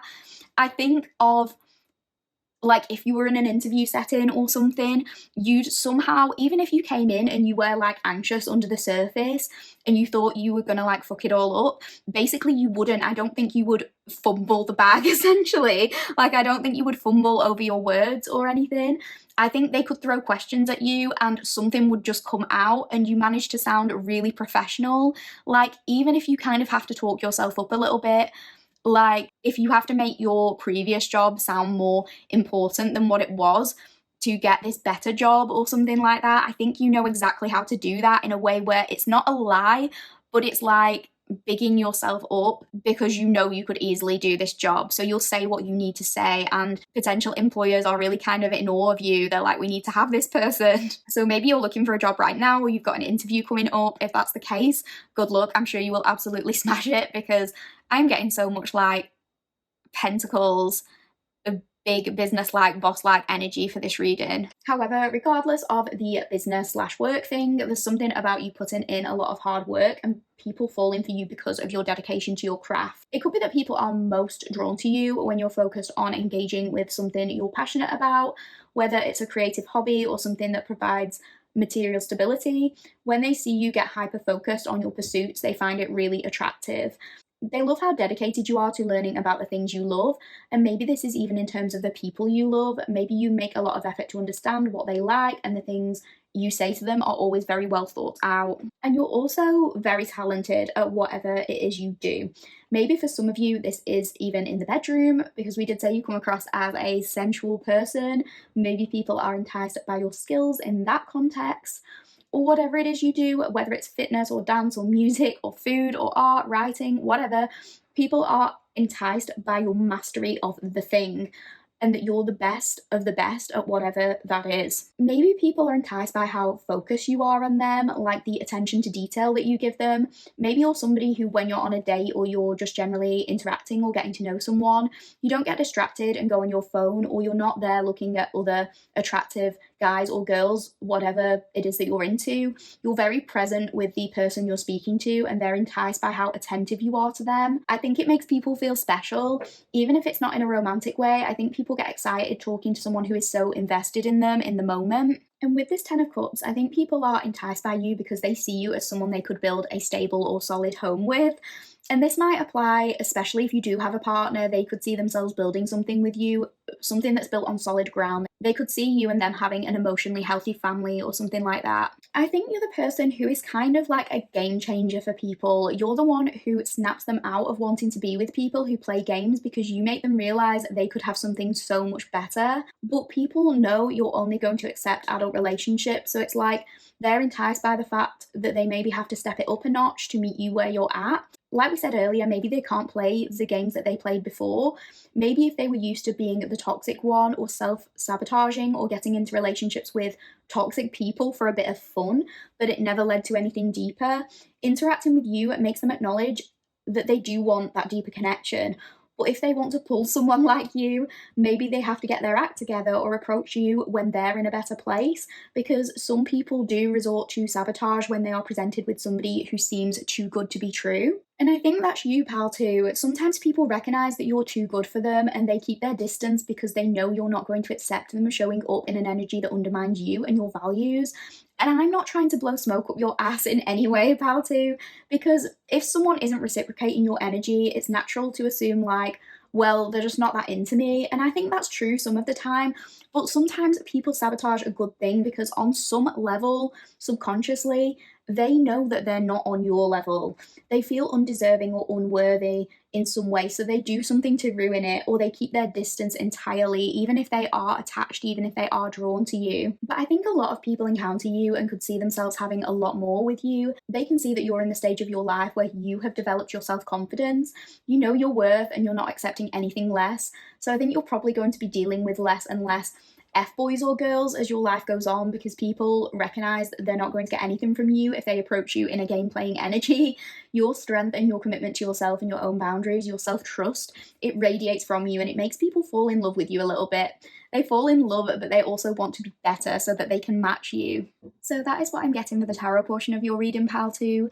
We are just going to finish this reading off by looking at a few more tarot cards, and this is intended to ask who is most enticed by you right now, who could be falling for you right now. So it's not going to be like a full deep dive on who this person is, but we're just going to pull a few cards. And if you are interested in finding out who that is, it's just a little bit of extra confirmation on what your intuition already knows. However, if you're not interested in that section, please feel free to not listen to this bit or to skip it. This overall reading is intended more as like what is enticing about you. So if you don't want to hear about the other person, that's fine. However, I am going to roll the astro dice after we've looked at those cards. So if you want a little bit more confirmation and you want to see the signs that come up, then feel free to skip to that section. Okay, pal 2, let's have a look at who this person is, what we pulled for you. We have the Ace of Cups reversed. We have the Three of Pentacles reversed. And we have the King of Wands upright. So I do think this is someone who shows up in more of a masculine energy. That doesn't mean that they have to be a man, but they definitely like to feel as though they're in charge. They like to lead. They could have prominent fire sign energy in their chart, Aries, Leo, or Sagittarius, although that doesn't have to be the case. But this is definitely someone who likes to look like a boss or authority figure. They're used to being bold and taking action, but with you, I think they're a little intimidated. They might almost feel like a sense of competition with you or misinterpret your self-sufficiency as you showing up in the masculine energy. But really, they're just not used to dealing with somebody so secure. They might have had relationships in the past where people depended on them more, people were needy or clingy or came running to them, and they're not getting that with you. So I think it startles them and they almost don't know how to deal with it because maybe they can't show up in their usual way with you. I think they like to feel as though they're in control and they react a lot out of ego. And that isn't me saying this is a bad person, but with this Ace of Cups reversed particularly, it's like they do have a tendency to repress their emotions. I think this is somebody who is very independent like you and they don't like asking for help. They might see their own vulnerability as a bit of a weakness rather than a strength, and they're kind of doing themselves a disservice because I think they have all of this longing for you, they're drawn to you, but they're, for maybe like the first time in their life, scared of making that first move or putting themselves out there because they're like, pal 2 has all of this going for them. What if they reject me? And I don't think they could stand it if you did, like their ego couldn't stand it. I think they've tended to go for people in the past that they knew that they could kind of pull. Like they'd make a move with people who were like a safe choice, maybe because they sensed those insecurities from that other person. But with you, because you come up in so much of that strong, confident energy, they don't know if you will accept them. You don't feel like a safe bet. They don't interpret you as somebody who they could just have. They feel like there is a very possible chance that you might reject them, and they wouldn't like that. They just couldn't do it. They have a sort of bravado energy, but honestly, internally, they're a little insecure because they haven't got to the same place you have in terms of understanding that their value isn't dependent on another person. It's almost a false mask of confidence, and they can't risk doing anything that might make that mask fall off or might show them up. I think they're used to doing things alone with the Three of Pentacles reversed. They're used to working alone, but they like to be the ones in that role, and they like to have other people pining for them or needing them, and they sense that you're not like that. Previously, if they've pulled away from other people, it's like they've had people chase them, whereas they know that you would just detach or move on, and I don't think they like that idea, so maybe they don't even try because they want to still interpret themselves as being like this one that people chase or this one that people always run to, and I think you would destroy that if they were to try with you and you rejected them or something. For all this sort of bravado, I do actually think that this person does have a feminine side, but it might be a bit more buried. I do think they have a strong sense of intuition. It could be like a fire sun and a water moon, or an air sun and a water moon, or something like that. That doesn't have to be the case, but I think they have a good intuition because they can feel this spark between the two of you, but there are just certain blockages. I think they have this false air of confidence. Like, on the surface, it seems as though they love themselves. Like, they're the kind of person where if you said to them, oh, like, you look really good today, they'd confidently wink at you and be like, I know. But on the inside, they have a lot of hidden insecurities. So sometimes they're being like a little bit sarcastic to cover up the fact that they have a lot of these insecurities. But they don't want this to be exposed to anyone. They feel safer if they can be in control of how people view them as this strong and fearless person. It's like they're not quite in alignment with their true self and their feelings, because they're not understanding that true self-love means being able to allow yourself to be vulnerable. It's not shutting down your emotions and pretending that you're some player who doesn't get attached, when actually they very much do get attached, a lot more easily than what they let on. They could be more romantic than what they let on. Maybe they make out things aren't important to them, when actually what they crave is that deeper connection. And maybe they feel like they could have that with you. When it comes down to it, I don't know if this person will make a move imminently, but it does seem like they are in an impulsive energy right now. So you might get a drunk text or some kind of indication that they're still thinking of you if you've not seen them for a while, because I really do think they've found themselves thinking of you, attached to your energy, but not wanting to acknowledge that on a conscious level. So if they text you out of the blue with a random question and you're like, why are you asking me that? They might kind of be like, I don't know, it was just random, when really they've been thinking of you for a while and have been maybe building up the courage to connect, but they'll come up with any way to talk to you, even if it's about something random, just to interact with you. They might not get to the point of why they're really speaking with you. I don't think it'll be like a really grand romantic gesture, but they will try and make some kind of excuse to speak to you. But I think either way, they recognize that you're not going to be the one making a move, because you're fine with or without them. And that's something they're getting used to, because maybe they just haven't experienced that with other people. So they know this move has to come from them, but whether they'll be clear in their intentions and whether you'll be receptive to them, I don't know, pal too. But that is who you are most enticing to right now. That is what I am getting. So we are going to finish up this reading by rolling the astro dice a few times. We're going to look at signs and houses. I'm not going to go into detail on these. It's just a little bit of extra confirmation if you have any of these signs or if this person does. Okay, pile 2. Okay, we have Capricorn, we have Libra, we have Libra again, so I'll roll again. We have Sagittarius, so we have Capricorn, Libra twice, and Sagittarius. I'm just going to roll the dice with the house numbers on. 2. We have the 8th house, so maybe Scorpio energy coming through. I mean, that kind of makes sense, especially with this other person, of like something hidden, like a hidden depth. And we said water moon as a possibility, so it makes me feel as though like somebody who is very different on the surface to who they are internally. 2. 8th house is coming through again, very strong 8th house. So I'll roll it a couple more times. 12th house. Okay, we got 12th house in pile 1 as well, but this could be, again, like a very spiritual connection. Like you both feel something, but maybe this person isn't able to fully express their emotions or their spiritual side. Maybe there's a bit of like, I was going to say telekinesis. I don't mean telekinesis, but something between the two of you to do with like maybe body language, or like you can just sense something, but things haven't been spoken, like something is hidden. Because 12th house is also associated with the hidden. Like there's something going on subconsciously here. Maybe you can feel it, and maybe this person can, but it hasn't been vocalized or something like that. Okay, we'll roll it once more. Okay, we got the 7th house, so 7th house of relationships. And we got Libra as well. So yeah, we got Libra, Sagittarius and Capricorn, and we have got the 8th house twice. We've got the 12th house and the 7th house. So these could be significant houses or signs for you.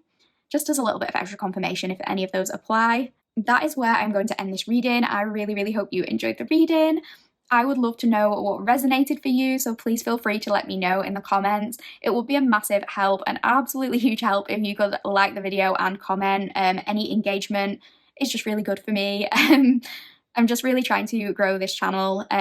So yeah, also if you haven't subbed, please consider doing that. It is the easiest and the best way to support me and to help me grow. I do accumulate a lot of watch hours from people who are not subscribed, and like I said in Pal 1, I realise that many of you might like try me once, like listen to me once, and then you decide that I'm not for you and you don't want to sub to me, and that's fine. But to those of you who keep coming back, you clearly like something. I feel like I'm in a situationship with some of you. Like, I'm asking, what are we? And you're just ignoring me. So if you do like me a little bit, please sub. It just lets me know that you want to see more of this content and you think it's all right. So yeah, thank you very much for being here. Thank you for listening. Please let me know what you liked. Take care, and I'll see you in the next one, Pal 2. Hi, Pal 3 Collective. Welcome to your reading. If you chose Pal 3 and you chose this Try Again sticker and you chose Le Tarot, I did actually mention in the introduction, this tarot deck has a longer name, but it's in French, and I do not want to offend any potential French person listening by trying to speak French when I can't pronounce anything. So I'm just going to refer to it as Le Tarot, but I will put the full name of it in the description box if you want this deck or anything. I might just refer to it as like French Tarot, Le Tarot, or like the tarot with the ocean theme, because you'll see the imagery is really lovely on this deck, but yeah, it's like an ocean kind of theme. So yeah, we are about to get started with the reading. This is all about how are you so enticing? Why are people drawn to you? Why do people fall for you? If you would like a full reading breakdown, check out the introduction. I go through everything there, but as usual, we are going to split this reading up into 2 main sections. We're starting off with the oracle reading, then moving on to the tarot. Then we shall finish up the tarot by looking at a few cards from the same tarot deck, and this is going to represent who is currently finding you most enticing. So I've put that bit at the end in case you know you're not interested in finding out who this is. If you just want to know why you're enticing and you're not bothered about anyone else, you can skip this. I am also going to be finishing the reading completely by looking at a few signs at the end, rolling the astro dices, looking at signs and houses. So if that sounds good to you, if that's something you're interested in, we are about to get started. I'm just going to pop the tarot cards to one side for now so that we can focus on your oracle cards. I just want to say thank you so much for being here. Thank you so much for listening. I really do appreciate it, and I really hope you enjoy this reading. Without any more hesitation, let's get started, Pal 3. Let's have a look at the cards we pulled for you. Okay, we have got sound, frequency, resonance. We have got believe in magic, open your eyes and see the magic that's all around in nature. The fairy of the northern lights that says you are part of nature, so you are magical too. We have got the ladybug and sweet pea, happiness. And we have got number 40, resistance. Okay, Pal 3, this is so funny because I feel like you are enticing to people because you're hard to get with this resistance card coming through. That is the one that initially stood out to me. That was the first thing that I noticed. You could be the pile who is actively trying not to be approached, like you seem disinterested in starting something romantic, and that's what makes people attracted to you. Because we've got this happiness card. It could be that you've gotten to a place where you are content being single, or you're happy with yourself, regardless of a relationship or not. So it's like you're not looking for anything, and that's what draws people in, because you're not desperate for attention. You're not sat there trying to get someone to notice you. You don't care. If you go out and you look nice, it's because you want to have fun with your friends and live in the moment, and people sense this with you and it makes them want to get closer to you. I think certain people are enticed because they kind of like the challenge. They like that you are a little bit difficult to get to know. They enjoy the chase, but you have your guard up, and I think you can be initially a little suspicious of people's motivations. You don't make it easy for them to get to know you, but they like that. And your energy, it makes people believe in magic. Sometimes people feel like you've put a spell on them because it's easy for them to become so enamored by you, even when they might not necessarily have had a lot of interaction with you. There's something about your voice that draws people in. They find the way you talk alluring. Maybe they overhear you talking and they think you have a beautiful voice, and they just have to find out like who it belongs to. Maybe you have a special connection to music, or you're a singer and people are enticed by you when they hear you sing. And even if like you consider yourself a terrible singer, even if you sing just for fun in the car or something like that, It's like this makes people fall for you because it seems as though you're just having so much fun and you're not out to impress anyone. You're just enjoying yourself in the moment, and people fall for you when they see you smiling or laughing or generally enjoying yourself. For a specific couple of you, it could be like somebody has been enticed by you in the past because they've overheard you, maybe even in a jokey way, like singing a particular song, and maybe it's one of their favorite songs or something, but maybe not a song that like is incredibly mainstream, and they've felt connected to you for that reason. I know that's not going to apply for everyone, but there is something about like a specific song coming through and hearing you sing it and feeling attached to you due to this. But people might wonder if you're like a witch or you're into doing spell work or anything like that yourself. That doesn't have to apply, but if you're listening to a tarot reading, you probably are pulled to spiritual things generally. Maybe you practice tarot yourself, or you're into manifestation or something like that. And that could be the thing, because you could feel quite secure in the knowledge of like, whatever I want, I'll get. Whoever I want, I'll get. And I don't think it's in an arrogant way of like, I will get them because I'm the most attractive person in the room and they couldn't find anyone better than me. But it's more like, you just know the universe will grant you what you need. You know it belongs to you. You have faith in your own abilities of connecting with your desires with the help of the universe or spirit or whatever it is that you believe in. And you feel safe that it belongs to you and you're going to get it.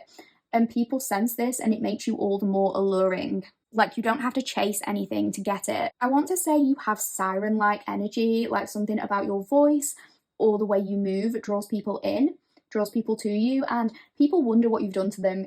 You've kind of hypnotized them in a way, put a spell on them, because they can't get you out of their head very easily or something like that. And I think you're all the more enticing because you're resistant to people's charms. You're not willing to fall for any cheesy old line, and you're content with or without a partner. You found happiness within yourself. I also think people fall for you because there's something very magical about spending time with you, with, believe in magic. It's making me think of you as someone who has the ability to connect with their inner child, to be carefree, to believe in the wild and the wonderful.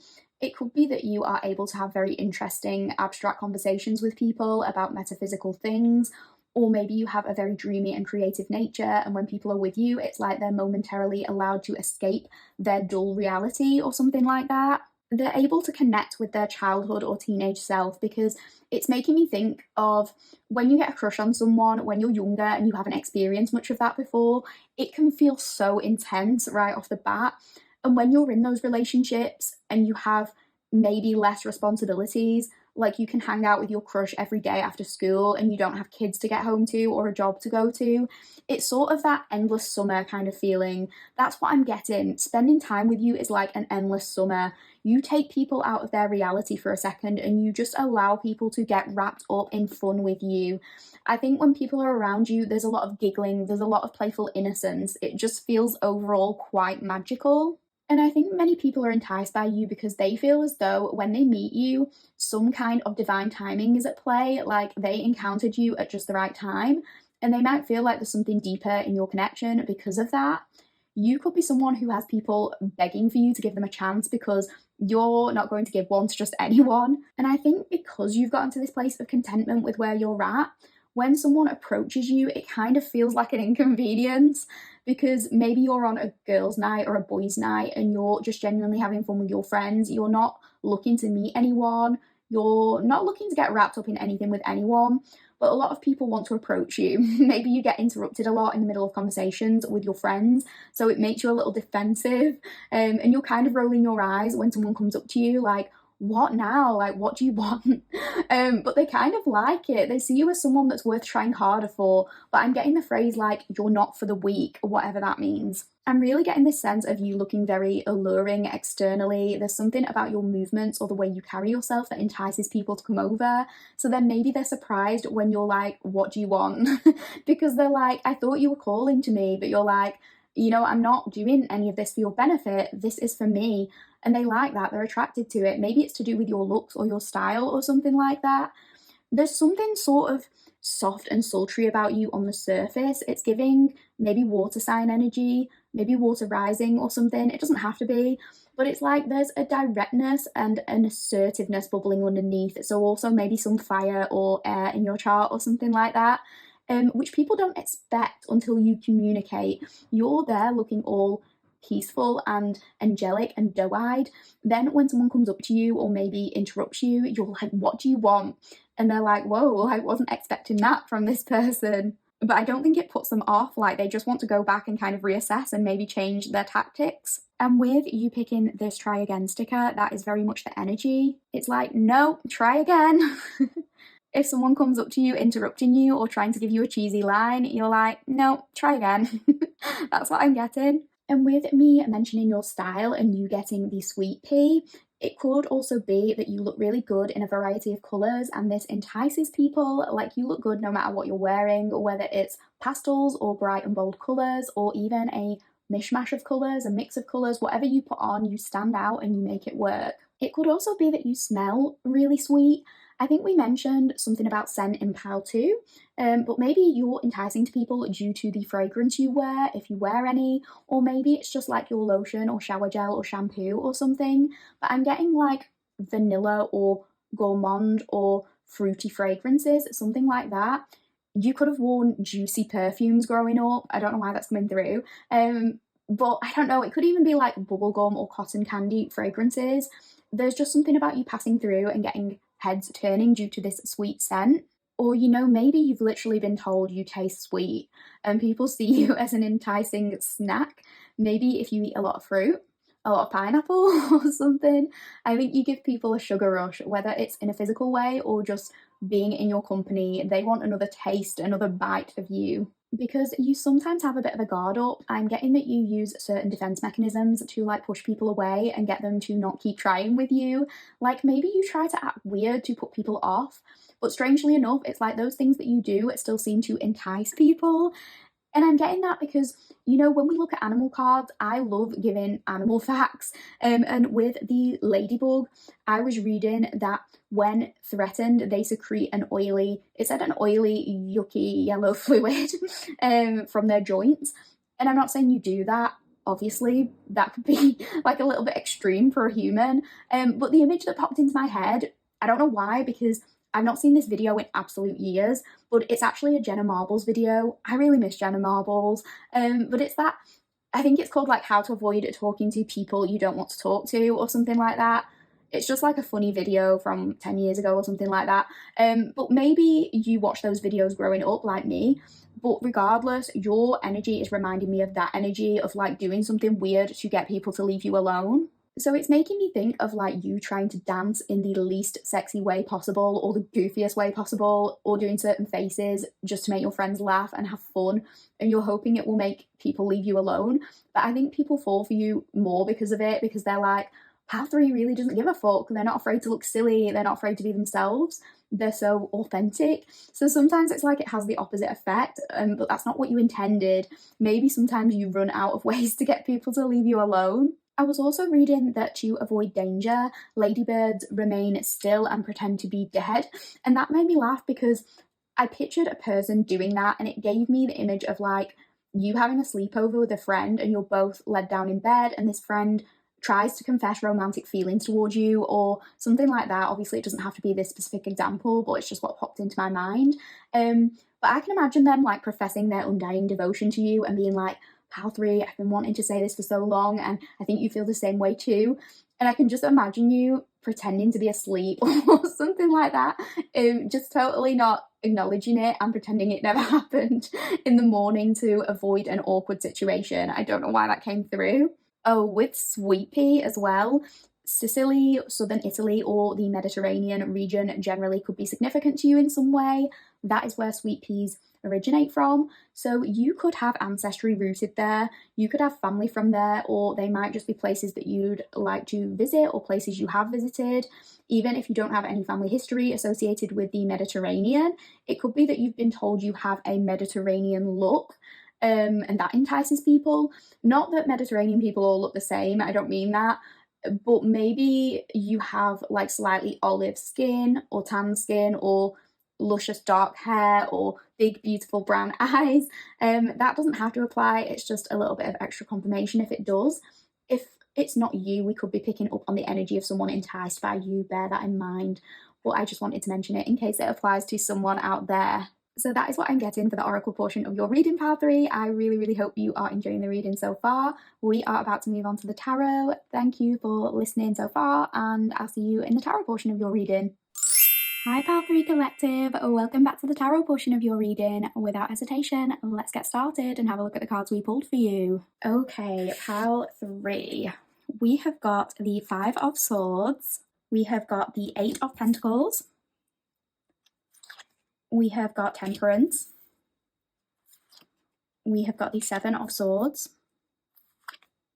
we have got the 3 of Cups, we have got the Knight of Pentacles, we have got Judgment, we have got the 3 of Swords, we have got Strength, and we have got the 5 of Pentacles. So with this 5 of Swords, pile 3, you entice people because you make them feel like they have to win you, like they have to win you over. I'm getting the phrase that you don't go down without a fight, and that's a weird thing to say in relation to someone who has a crush on you. Like, what does that even mean? But I do think you make people kind of fight for your attention. Well, you don't make people, maybe that's the wrong way of wording it, because what they choose to do is up to them. You're not asking for their attention, but it's for that very reason that people want to try harder to get you to notice them. And they feel like they have a lot of competition, like wherever you reside, you're getting noticed, people are trying to approach you, and they're enticed because they want to be the one who beats the competition and gets to talk to you. I think they feel a sense of accomplishment if they can make you laugh or make you smile, because you're not willing to entertain just anyone. Maybe when people approach you, you can be a little bit sarcastic or teasy with them. I'm getting the phrase fighting talk, so I think it means you kind of place obstacles in the way of people getting to know you, which makes them want to break through some of those obstacles all the more. And I think it just really means you don't let your guard down easily. You're not going to just let anyone get to know you. You're happy by yourself, and anyone else is just an addition. Like, I can imagine you just making it awkward for somebody to kind of like test them. I don't know why I'm getting that, but somebody could ask for your number and you would really be like, why do you want my number though? Like, I don't know. You just make it difficult, but I think people like this about you, like they're attracted to it. It could also indicate that people get a little bit more enticed when you have a disagreement with them, like they love that you'll stand up for yourself or you'll shoot them down if you're not interested. They kind of like that in a weird way, especially when it's people who aren't used to being shot down. And I think with this 8 of Pentacles, I think people are enticed by the fact that it's kind of a graft to interact with you. You're not going to be the one running to them or chasing them. You're going to kind of make them work for it. People know that they're going to have to dedicate time to it and work on things patiently. They can't just expect to give you a few compliments and have you falling head over heels. That just doesn't work on you. It takes more than that, and I think you entice many people by making them want to put in that effort. A person isn't going to be able to make you their girlfriend or boyfriend in one night. It's going to take time. But each time, like we've said, they make you laugh or they make you smile, it's like they've found out a little bit more about you. And although it hasn't been revealed all in one go, it kind of feels like an accomplishment to them. They're willing to keep chipping away at it to get to know you a little bit better throughout each conversation. Even when it's difficult or time consuming to do that, they realize that you're someone who is deserving of that time and that level of investment. And it's like when people are around you, they can only concentrate on you. It's like they set their sights on you and there's nobody else around, which adds to this element of them feeling like you've cast a spell or you've done some kind of siren call to lure them in. But really, it's just this energy that you radiate of utter contentment within yourself. And I'm not saying that makes you better than anyone else, but this is making me think of that phrase like, your vibe attracts your tribe. And I find it interesting because I'm sure many of us have experienced this. But as an example, it's like when you go out and you're feeling confident, you're feeling comfortable in your own skin, you're focused on having fun, it's so much easier to attract people and experiences than it is if you're in the opposite energy. Like if you force yourself to go out and you're really not feeling great, for example, if you're on your period and you feel bloated and you feel kind of moody and what you actually want is to go home and get in bed with a hot water bottle, it's like often your attitude kind of radiates outwardly. It goes either way, and if you're feeling the latter way, you're less likely to attract connections into your life because people can sense that you're not really there in the moment if you're more focused on how bad you feel or how bad you might look or something like that. And if you look at pictures of yourself from both of those nights, one night when you were feeling yourself and a different night when you weren't, It's not actually that you look different. Sure, if you're on your period, you might look a little bit more bloated, as an example, or something like that. But the difference is minimal. It's probably only something that you can notice. You're probably the same level of gorgeous in both pictures. So it's not because you picked a bad outfit that night or because your makeup didn't look good. It's more to do with how you feel about yourself and people being able to pick up on that. So why I'm using that example is because it's making me feel like people can really sense that contentment. So they prioritize you over people who are projecting more of an insecure energy. If someone is deliberately trying to get noticed because they need that external validation, because they want to get picked, that can be quite off-putting, and you're not in that energy. You're focusing on yourself or your friends or having fun, and that makes people gravitate towards you. It's like that phrase of like, sometimes if you chase things, you repel it, and you don't chase things. You let them come to you. And with temperance, people are drawn to you because you come across as someone who is in balance with themselves. You come across as someone who has cultivated a harmonious relationship with themselves. And that does radiate outwardly, that sense of confidence. I think you might have a little overlap with Pile 2. That doesn't have to apply, but if you were drawn to it, maybe check it out because there could be some overlapping energy occurring. But you have this vibe of like, it doesn't make a difference whether or not you like me because I'm here to do me. I'm here to have fun. And people really admire that. I think a lot of people want to get to that place that you're in right now because some people don't feel fulfilled unless they get validation from another person. Some people feel like it's a failure if they go out and they don't get attention or they don't find someone to come home with, and you're not like that. And I want to reiterate here that I am very sex positive and I'm not slut shaming in any way. I think everybody should be able to do what they want as long as it's consensual, as long as it's safe, as long as everyone knows where they stand. And if that means having like a purely casual or a purely physical relationship and everyone involved is happy with that arrangement, I don't see any issue with that. Have a good time, do whatever. But in certain situations, people might engage with these behaviors for the wrong reasons. Like if you're having a one-night stand, for example, because you genuinely want to just connect physically with someone and have a mutually beneficial or fulfilling experience with them, and that's it, no further expectations on any side, that's fine. I'm all for people having their own autonomy and exploring their sexuality in whatever way that means to them. However, if someone is having one-night stands because they're trying to make up for a sense of lack they feel internally and they're trying to use another person to validate them, if they're doing it for a constant supply of external attention or as a way to determine their attractiveness or value, and they're not actually doing it from a place of wanting to do it, I think that can be way more problematic and can definitely project a more desperate vibe. But you very much come across as being in the energy of not needing to do that. If you do something, it's because you genuinely want to, because you're prioritizing your fun, your pleasure, in the example we used just then. And you come across as someone who is kind of in control. I think we said something similar in Pal 2, but it's like you know how to do things in moderation. For example, if you do go out, you're not somebody who comes across as too chaotic. You're not sloppy drunk or all over the place. Even if or when you are drunk, it's like you still come across as quite put together. You know how when some people get drunk, they confess feelings or they go on emotional tangents or send a text that they regret or start crying? Which I'm definitely guilty of the crying and emotional tangents part. Like I'm sure many of us have had breakdowns in the girls' bathroom at some point, if you are a girl at least. But you're the kind of person who doesn't fall into that trap of letting go of your autonomy or saying something impulsive because you've had a drink. It's like you're always in control of your emotions in some way. You know how to moderate yourself and your behaviour. And I think you always leave people wanting more because you know when to go home. I know that sounds weird. You know when to end the night. Yeah, I know that sounds strange, but it's like when it feels like things are going too far, you don't let them go too far. You kind of moderate yourself and you're not worried about missing out on anything because you know you have your own safe sanctuary at home or doing your own thing or whatever. And I think people are enticed by this because again, if you want to go home partway through the night when everyone is continuing to get drunk, that's your prerogative and people respect you for doing what you want to do. But it also leaves them kind of like wishing you'd stayed out longer or something like that. So this is interesting. The Seven of Swords refers to being strategic, getting away with something. And on the original Rider-Waite-Smith deck, it shows this person walking away, carrying the swords and glancing back at the swords he's left behind. And he feels proud of himself for kind of sloping off without being noticed. And this makes me think of something about your movements being slinky or strategic. And I get that image again of you like disappearing partway through the night because maybe you just don't want a bad hangover in the morning and you want to be in the comfort of your own bed. So again, you have that sense of moderation. You know when to call it a night, but you feel satisfied when you're able to slip off unnoticed because you know if you tell people you're leaving, they'll try to get you to stay. They'd want to be in your energy for longer. And I think if you're just doing this for you, this action in and of itself entices people because maybe when they realize you've gone home, they're a little upset.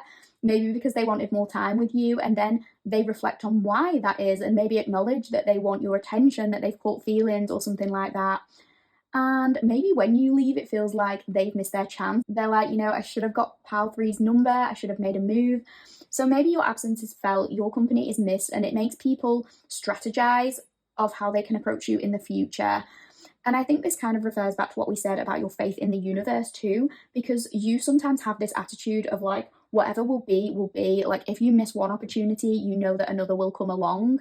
So maybe you can be strategic in that. If you're heading out of the door and there's someone you had your eye on or just someone you would maybe give a chance to, you say to yourself, like, if they want me, they'll come and get me. They'll make a move. They'll ask for my number. They'll reach out. If it's meant to be, it will happen. And if not, oh well, it's not meant to be. Something else will come along. And it's this attitude of having faith and trust in whatever outcome that entices people to you all the more. They know you're not waiting around for them. If you want to get on with your night or go somewhere else without them, you're going to do what you want. And if they want to come to you, then they will, but you're not tied to a particular expectation. And I think that's something that people find very attractive. So with this Three of Cups, because the Three of Cups talks about friendship and about celebrations, it's making me think that you come across as very enticing when you're with your friends or when you're at events where you are socializing. It could also be that somebody within your friendship circle is enticed by you, like a mutual friend or something like that. But I think you are enticing in this way because people can see that you're focused on nurturing your friendships, you have very deep bonds with your friends, and you have the most fun and are able to let loose the most probably when you are with your friends. So when people see you having fun with them, they see you sharing these inside jokes, it makes them want to be part of your inner circle. It makes them want to be part of your world, collaborate with you in some way. It might make them want to share that kind of close bond with you that you share with your friends. I'm sorry for how many times I keep saying friend in this. It's reminding me of the in-betweeners. But obviously, in a romantic context, if it's not that this person wants just a friendship with you, but they could just want to experience that closeness with you, they want to make you laugh, they want to have deeper conversations with you, I think they can see that you're a loyal person and you make a lot of effort with your friends. I'm saying it again. So it's like they want some of that energy to themselves. And it could be that if you have attended a celebration recently, or if you're going to one soon, like a wedding or graduation or christening or birthday, if you have some kind of event or party coming up, I think there will be probably a lot of people enticed by you there, a lot of people noticing you, particularly if you're socializing with mutual friends of some kind. Again, I'm getting this thing about people wanting to get to know you better and wanting to be in your inner circle. So you might get people adding you on social media after these events, if you have it, or just asking to be introduced to you, being generally curious about you.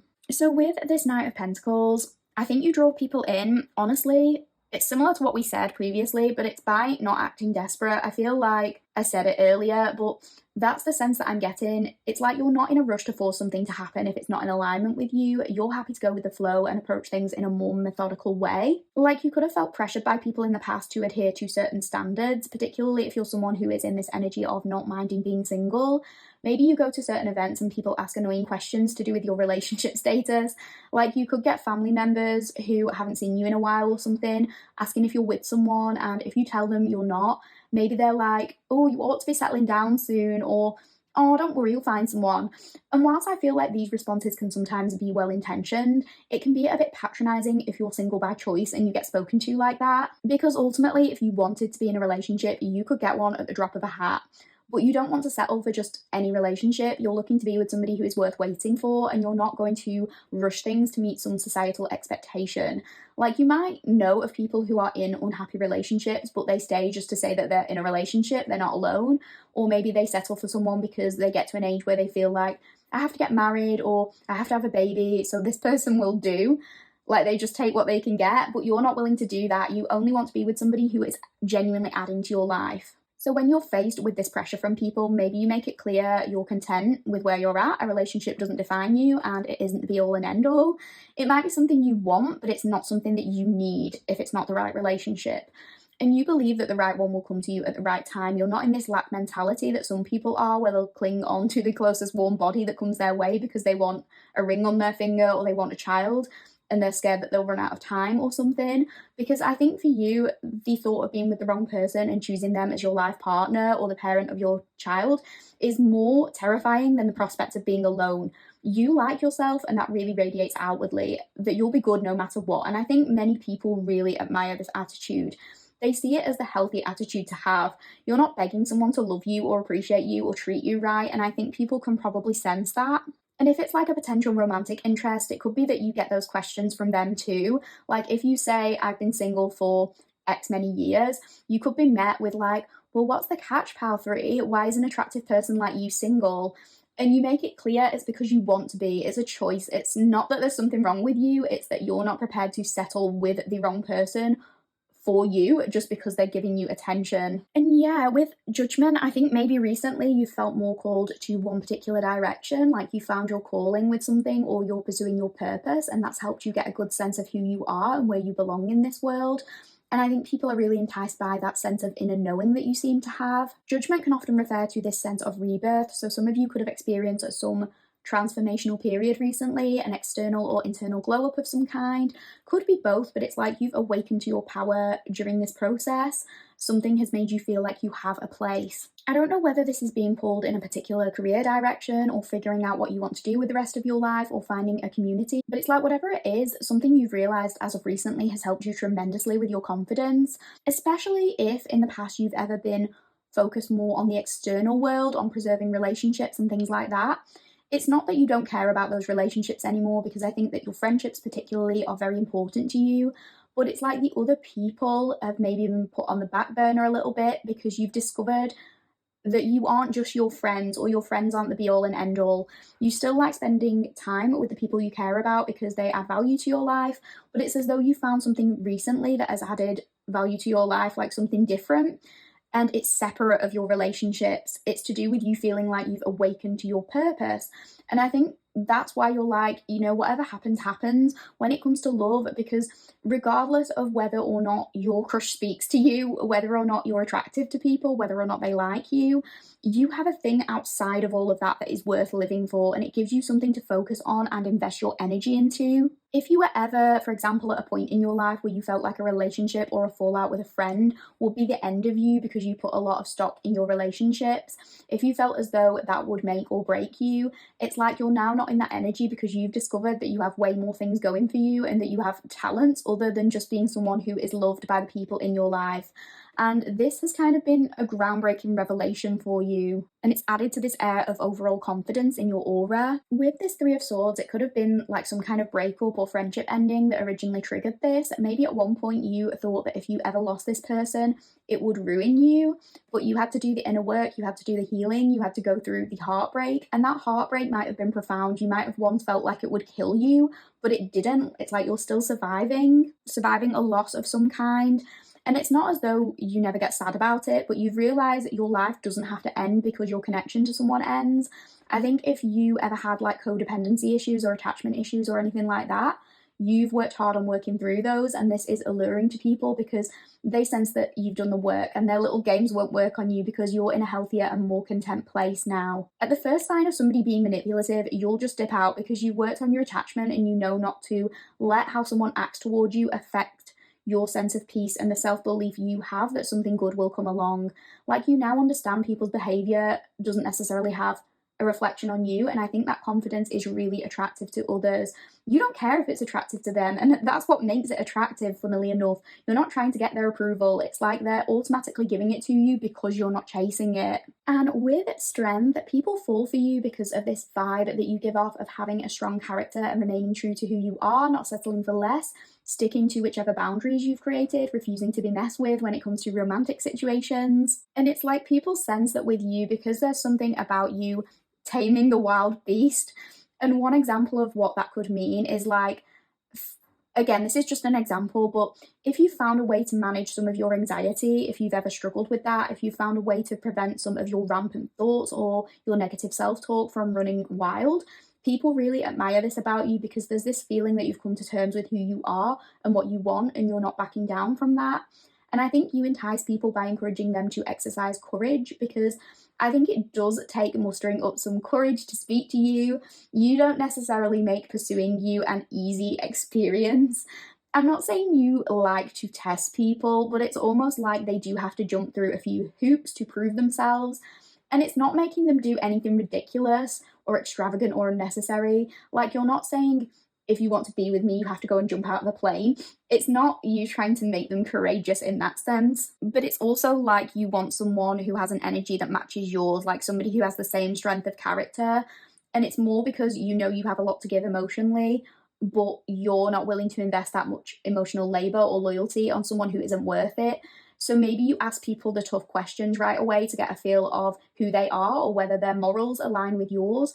And a lot of people love this about you, even if it feels like a challenge. You're kind of sussing people out with all their responses and deciding whether they're worth your time. So the way you encourage people to show courage in this example could simply be you expecting them to show up authentically or to be honest about their feelings, to approach you because you're not going to act desperate or play games or chase them around. They need to come to you honestly and tell you if they have feelings or if they're attracted. For example, I don't think you'd give someone a chance if, let's say, they sent their friend over to ask if you're single. If they say, like, my friend likes you, he or she is over there, can they have your number?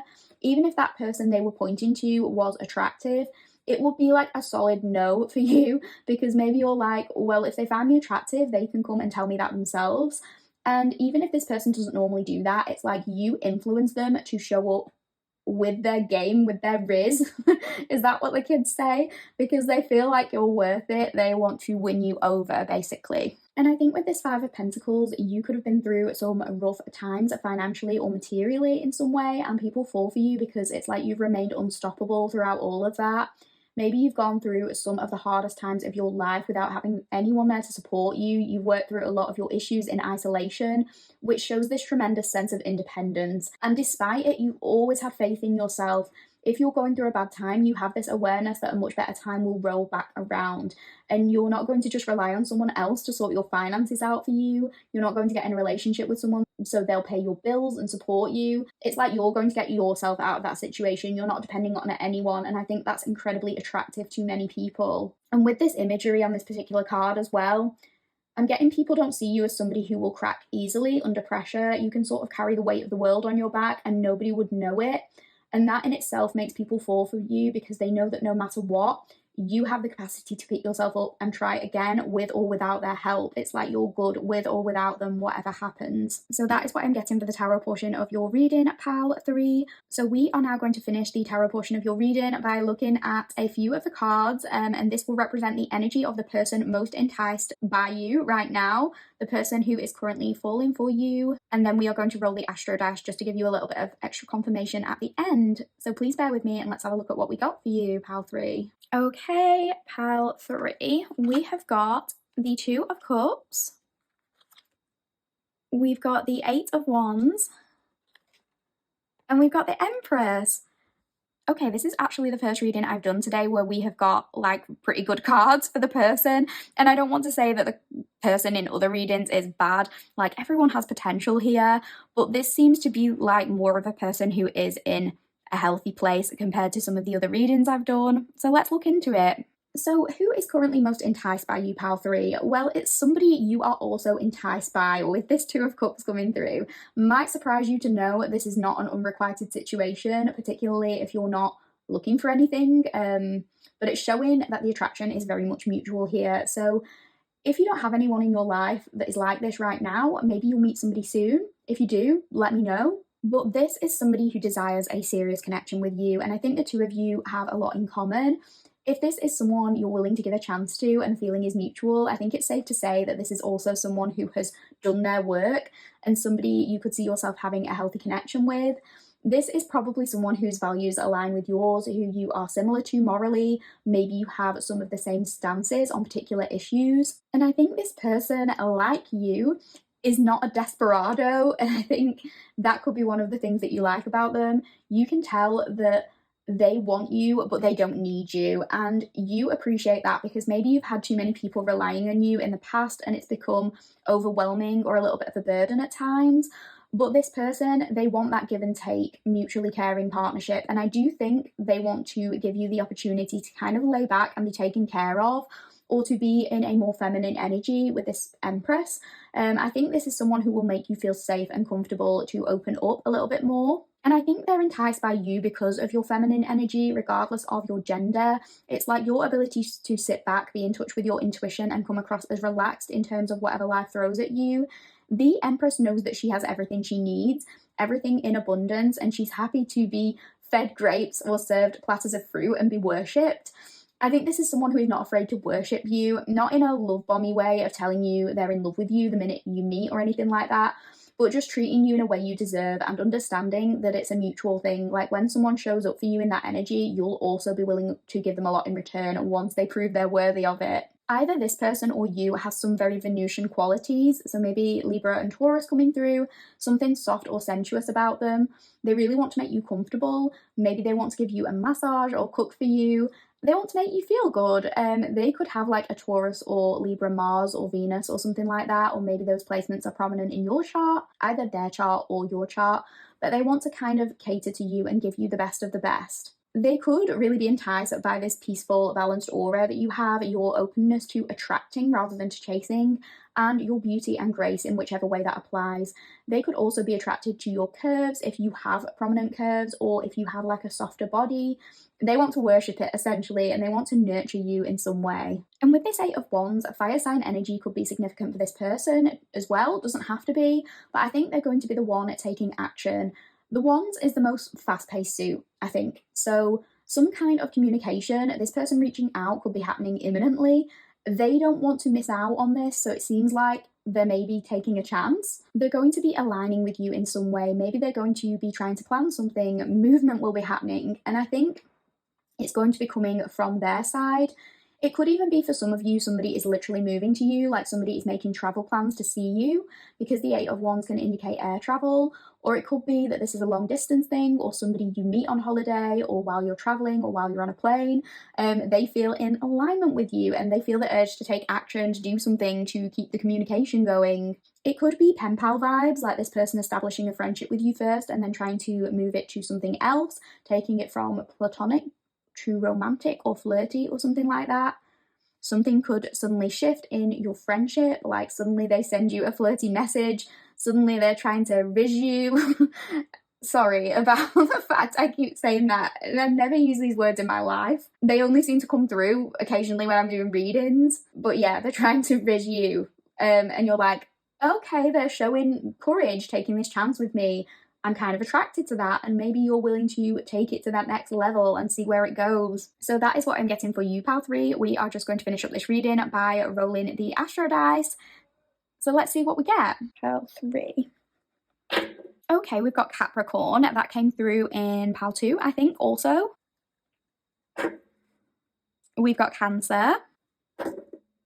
And we've got Libra. So we've got Capricorn, Cancer, and Libra. Let's have a look at the houses. So we got 11th house. I think that came through in pile number 1, but yeah, it could be something to do with somebody in your community, maybe a social group or an online social group, or just somebody within your friendship circle.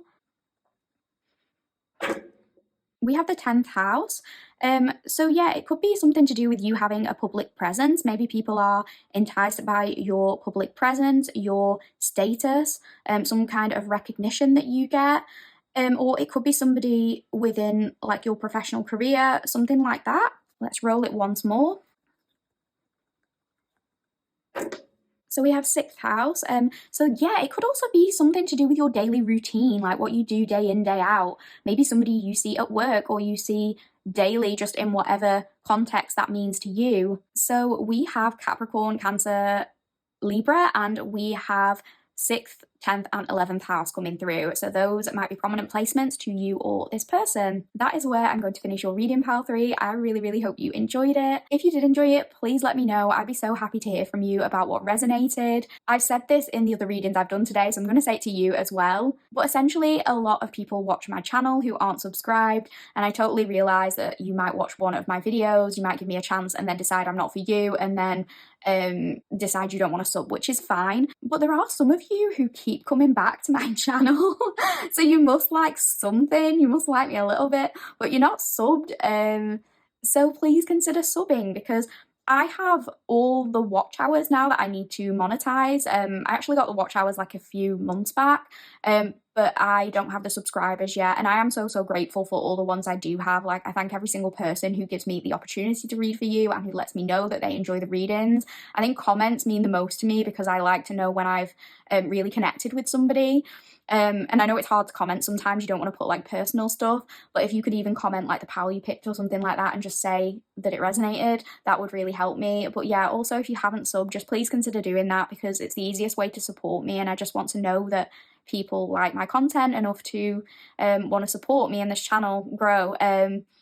So yeah, please consider doing that if you liked it, and if not, that's okay, don't. But yeah, thank you so much for being here, thank you for liking, thank you for commenting, and thank you for subbing. Take care, and I'll see you in the next one, Pal 3.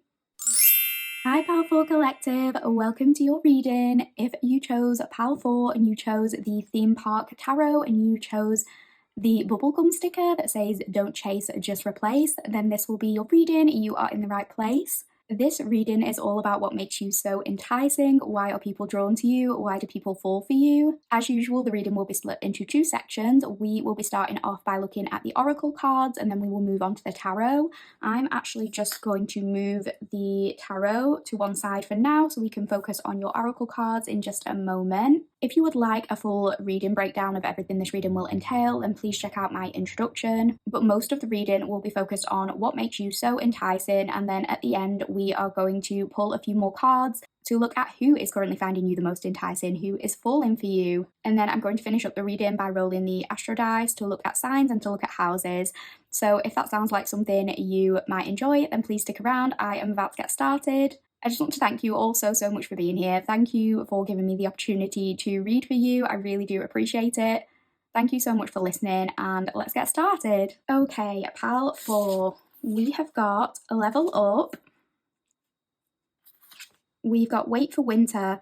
During the colder months, the fairy queen of winter will help you manifest your most heartfelt wishes, as long as your intentions are for the highest good of all. We have the skunk and magnolia, protection. And we have number 20, ghosts.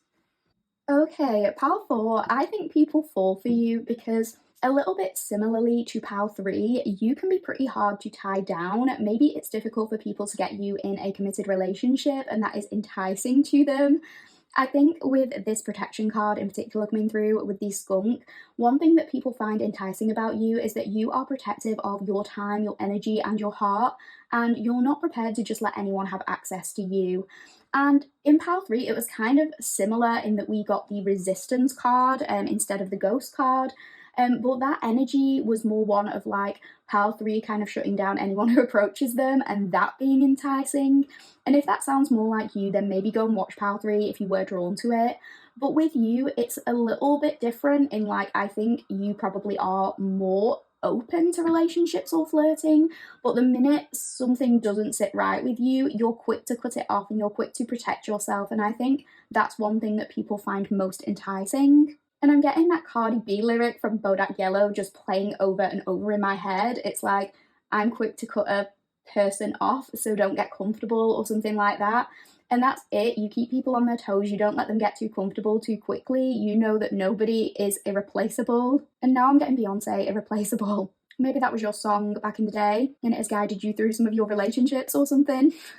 Because you very much have like a bad bitch energy. And I mean that in the best way possible. That is a big compliment, Pal 4. But yeah, it's like, because we all know about skunks and what they do, what they are known for, but for the most part, skunks aren't known for behaving aggressively for no reason. They spray as a defense mechanism when they feel threatened, and I think that's like you. It's like if you're telling someone they're getting too close to you and you're like, back up, I'm going to unleash, and you're not going to like it, if they ignore you, you aim and fire with like 100% accuracy. They were warned, but maybe they didn't listen, and that's on them. And this could just refer to like people being drawn to you because you will stick up for yourself, because you will assert your boundaries. Because if somebody doesn't take you seriously, they're going to learn their lesson. It's that kind of thing. It could also be in the context of you being very protective over your family or friends, the people you care about, and people falling for you because of your willingness to protect other people. I can imagine you being a friend on a night out where if somebody is trying to take advantage of your drunken friend or something like that, and they're uncomfortable, you would shut that down right away, and you would somehow make sure the person who was trying it with your friend never wants to do that to any other person again. And when people see the lengths you will go to look after your loved ones, I think they find it really attractive. But let's talk about this ghost card. We need to discuss this. This is the elephant in the room, Pal 4.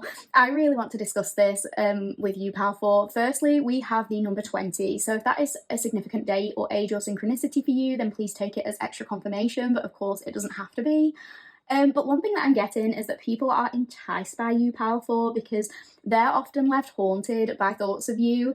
They, for some reason, stay stuck on you, thinking about you long after you have left their life or long after you have stopped talking with them. So obviously, I think this could be in relation to exes, whether you broke up with them or they broke up with you. I think you're enticing because you're like that one ex that somebody just can't get over. They ruminate on time spent with you a lot, particularly if they mess things up. I mean, I'm sure a lot of people get exes reaching out to them and saying things like, I really regret how I treated you. I wish we could go back. But in regards to you, the people who have dated you really, really mean it, because they can never get you out of their head. They do have genuine regret and sadness for, I want to say, for the rest of their lives.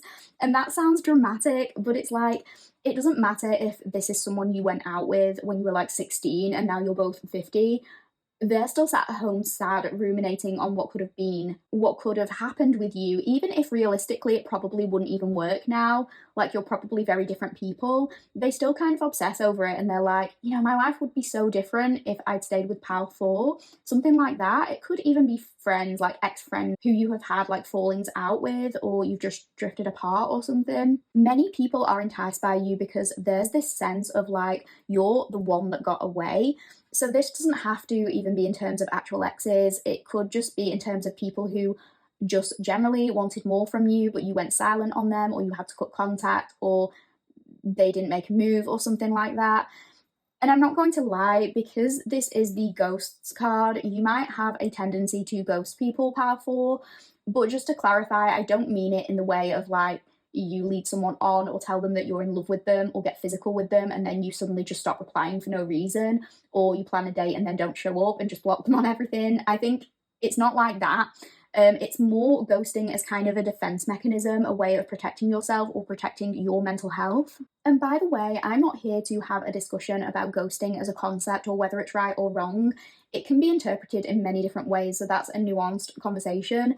I do think in an ideal world, it would be preferable if we were all able to communicate and express our needs in a healthy way, rather than just disengaging from a conversation and not explaining why.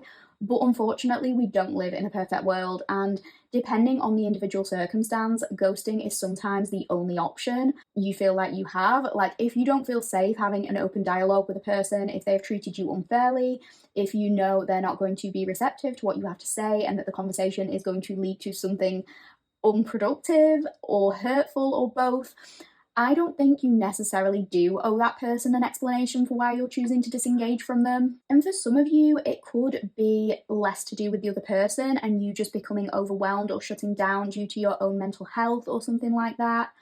But I do think one of the big reasons people fall for you is because they do find themselves thinking about you and wondering what you and them could be long after you've stopped talking.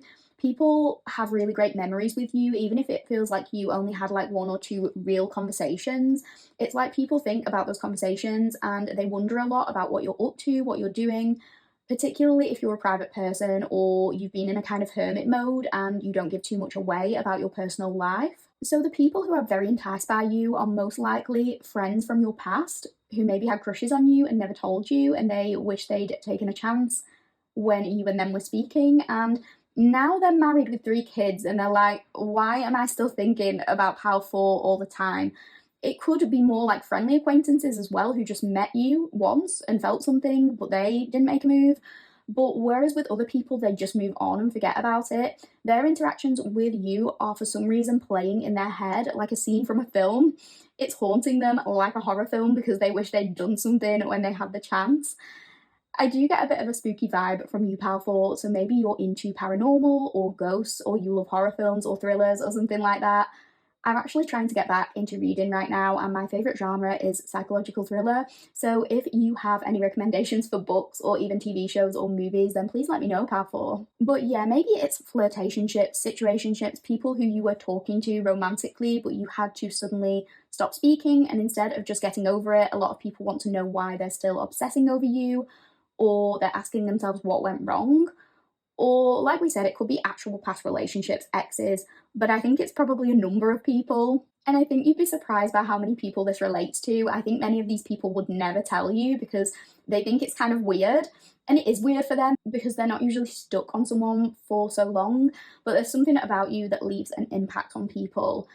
And if you can say 100% that you have never ghosted anyone, like you have never stopped speaking or disengaged or whatever, you've never stopped replying, this could relate to someone you felt ghosted you at some point, like they wish they hadn't. So potentially someone who things were progressing with, then they disengaged, or just someone you met and had a connection with, but they didn't take it any further and they now wish they had whilst they had the chance.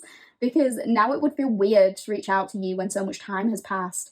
I don't know, it's one or the other, and I wasn't going to go into like the who on this portion of the reading, so I'm sorry if this seems more focused on them than it does you, but I can't control what is coming through, and hopefully that message will relate to someone who needed to hear it. So to talk more about your energy, I think people fall for you because you're always working on yourself and leveling up with this card. Maybe you're going through a kind of glow up or transformation right now, and there's a lot going on behind the scenes with level up, and with this wait for winter card, it's making me think that you're kind of making moves in silence, but you're going to like emerge from the shadows at some point as this radiant beam of light, like the fairy here on this card, and you're going to appear as like this new person. I mean, it's summer right now when I'm recording this. The reading is timeless, so take what I'm about to say as either like the winter gone or the winter you're in if you're watching it in winter, or the next winter. Just bear that in mind as I go on to say what I'm about to. But maybe this upcoming winter is significant to you in terms of reaching your goals or in terms of re-emerging. And I think if you've had to go into some kind of hermit mode, people are enticed by the prospect of whatever it is you're working on. I think people are enticed by the thought of seeing you again. Like maybe if you're traveling or going back to your hometown over the winter period, it could be something to do with that. It could also be that last winter was significant to you, like something that happened around Christmas last year. Maybe if you went to events, a works party, or back to your hometown to see people around then, people who saw you were enticed by you, or maybe if like a talking stage got started with someone then it fell by the wayside, or you were with someone then. Please let me know if that was the case, or if you come back to this reading and something happens this winter. You don't have to go into detail, but I would be so curious to know if that happens. But with the imagery on this card, it's making me think that people are enticed by your ethereal presence. It's almost like when you enter a room, people can feel your aura, they can see this halo of light around you, and it makes them want to be near you. Like even people who aren't spiritual can kind of feel this. It's making me think of like strong Aquarius or Uranian energy. That could be prominent in your chart, although that doesn't have to be the case. But the colours on the cards are making me lean towards earth and air signs being significant.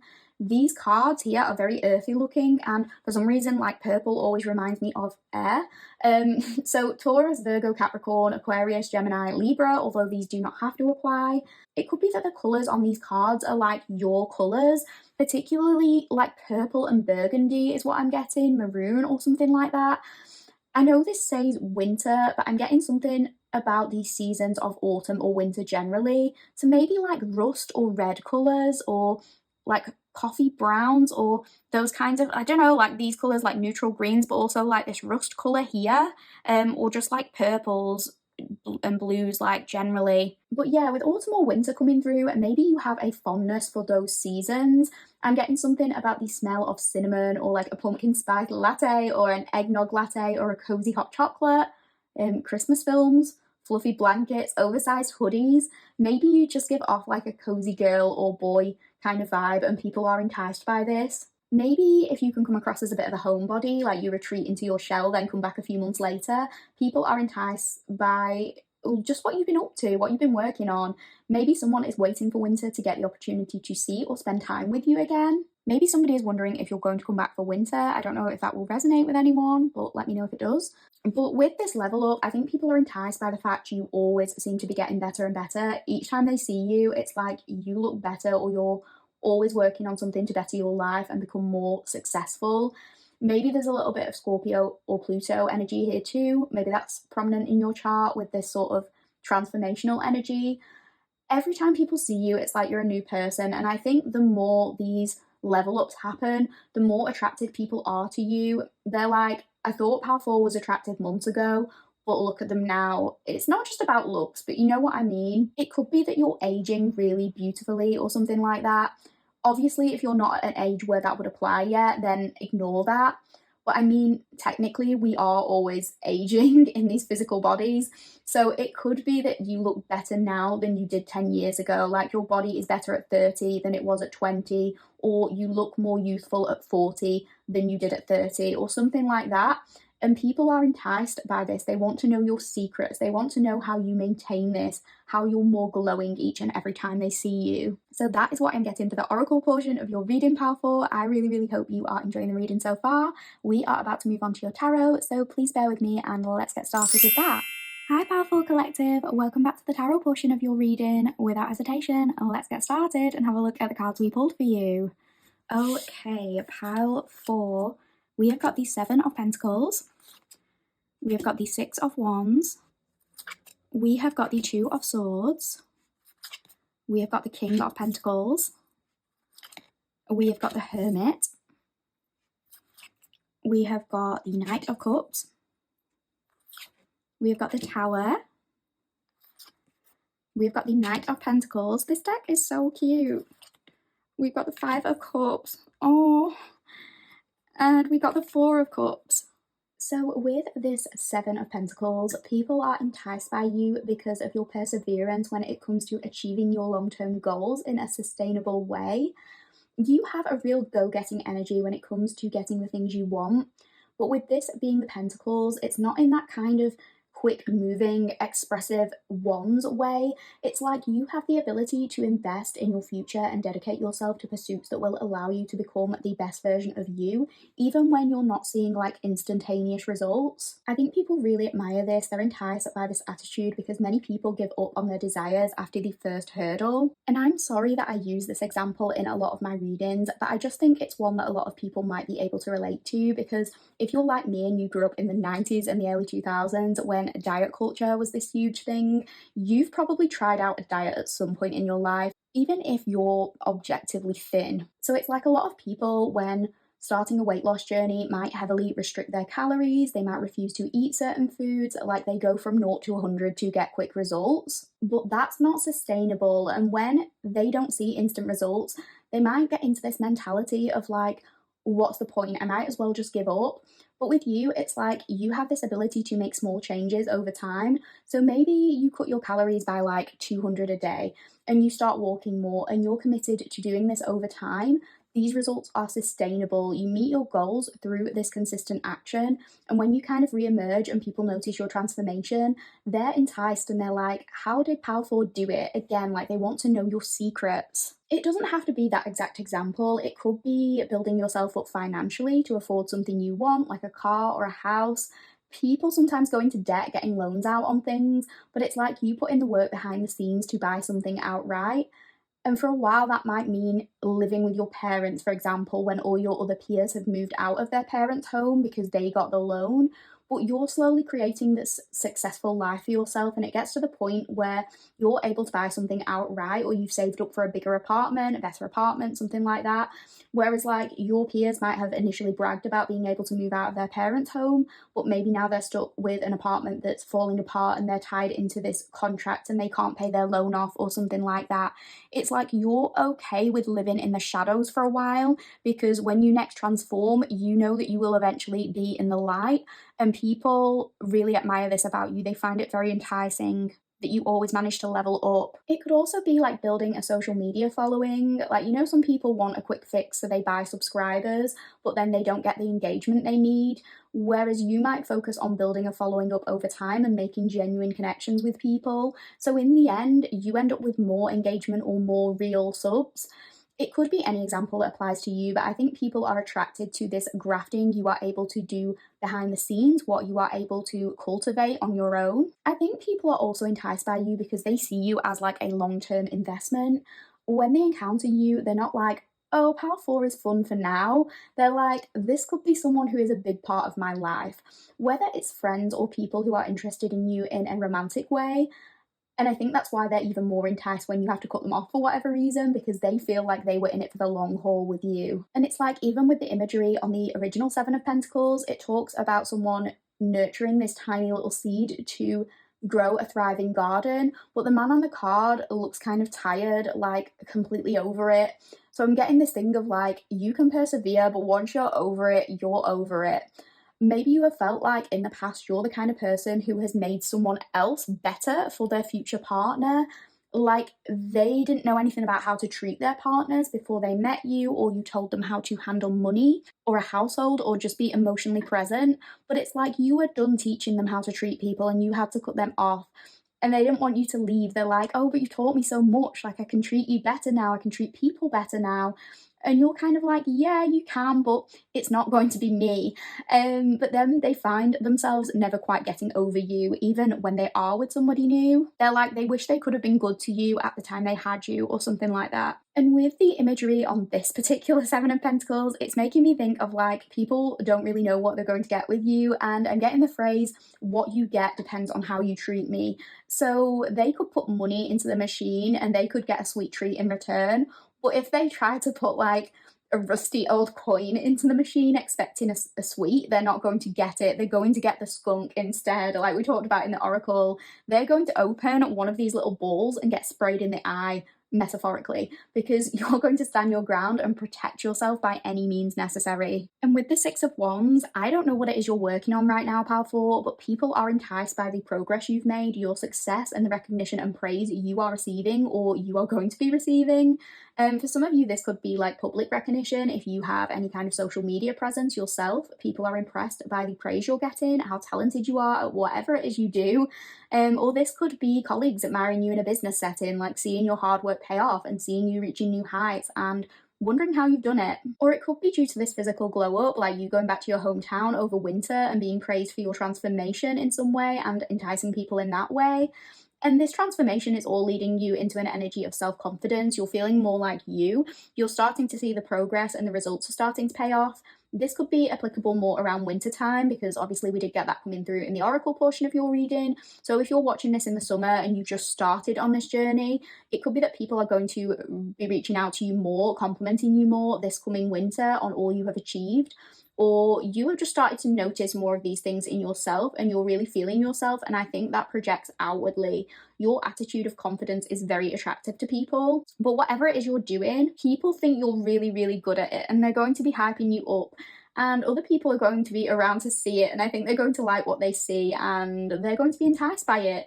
Maybe they're trying to encourage you to spill your secrets, to tell them how you did it. And maybe they're interested in seeing like the before and after in terms of this transformation. And it doesn't have to be anything major. It could be like you show up with a different hair colour, something as simple as that. Maybe you go from blonde to dark or the other way around, and somebody is going to be enticed by the before. Like they ask to see a picture of you with both colours and they think you look good in both, but it's like you just get better and better in whichever new energy you step into. Or, you know, it could be very literal, like you're going to have people crushing on you, flirting with you, giving you compliments because they're trying to get to know you better and be romantic. And with this Two of Swords, this is going to sound so weird, but I think it comes back to the ghosting thing we mentioned of like, people are enticed by you, Pal 4, when you avoid them. I think I said this in one of the other piles, but it could be that in the past you have attracted a few people with attachment issues, because I'm getting something about like when you were giving them attention, they didn't want you or they didn't seem too bothered. They seemed nonchalant, like maybe they stopped replying or they were really slow to respond. They just didn't seem very engaged. But then when it's like when you flip the script on them, when you're not engaging with them, when you're not giving them attention, it makes them want you more. So this could be like somebody who you used to be messaging and they stop messaging, then you post a new picture and suddenly they're in your DMs again and you don't reply. So suddenly they're chasing you, replying to all of your stories, liking all of your pictures. Suddenly they're just all over you. Or if we use that example of you like visiting your hometown or something like that, it could be that you bump into an ex and you're just not making eye contact with them, you're avoiding them, talking to other people. But it's like the more you do that, the more they want you, the more they're trying to like get you to notice them, and the more they're thinking of approaching you. I really want to know if this happens for you this coming winter, or if this is something that happened last winter. I'm so curious, but that is what is coming through so strongly. But I think it's like, maybe you don't mean to be avoidant or anything like that, but sometimes people develop these deep feelings for you and it seems kind of out of the blue on your end. Like maybe on your end, you're just having a friendly conversation with somebody, it's not even flirty or romantic. Then they suddenly ask you out on a date or confess feelings, or they write you a poem or something kind of dramatic, and it's a little overbearing and you're not sure how to respond, so maybe you leave them on red or something. It doesn't have to be that exact example, but that's the kind of thing that's popping into my head. And I think it's because like this actually happened to me once with the poem thing. I'll give you a little bit of a story time. You can skip this if you want, but this is the vibe like I'm trying to explain. So this was years ago when I was in school, so I'm not like shaming this person or anything. We were both silly teenagers, but I'll never forget it because this person and I were, I suppose, like friendly acquaintances. I wouldn't say friends. We had casual conversations basically because I would always arrive at school pretty early. If any of my in real life friends are watching this, they're gonna be like, no, you fucking didn't, because I'm late to everything. But I actually did usually arrive to school quite early because the bus that I got only came like once an hour. So it was the only one that would get me to school on time. The next one would make me late. So I would often be sat on my own outside when I got there, and I usually just sat on a bench and read a book and like waited for my friends. But this person also sometimes got to school early and would sometimes sit next to me, and we'd just have a very casual, mundane chat about school before his friends got there and before mine did. And this was in the days of MySpace. So I remember like getting home one day and reading a message from this person confessing these deep romantic feelings. And I was just so confused because I can usually tell when I'm being flirted with.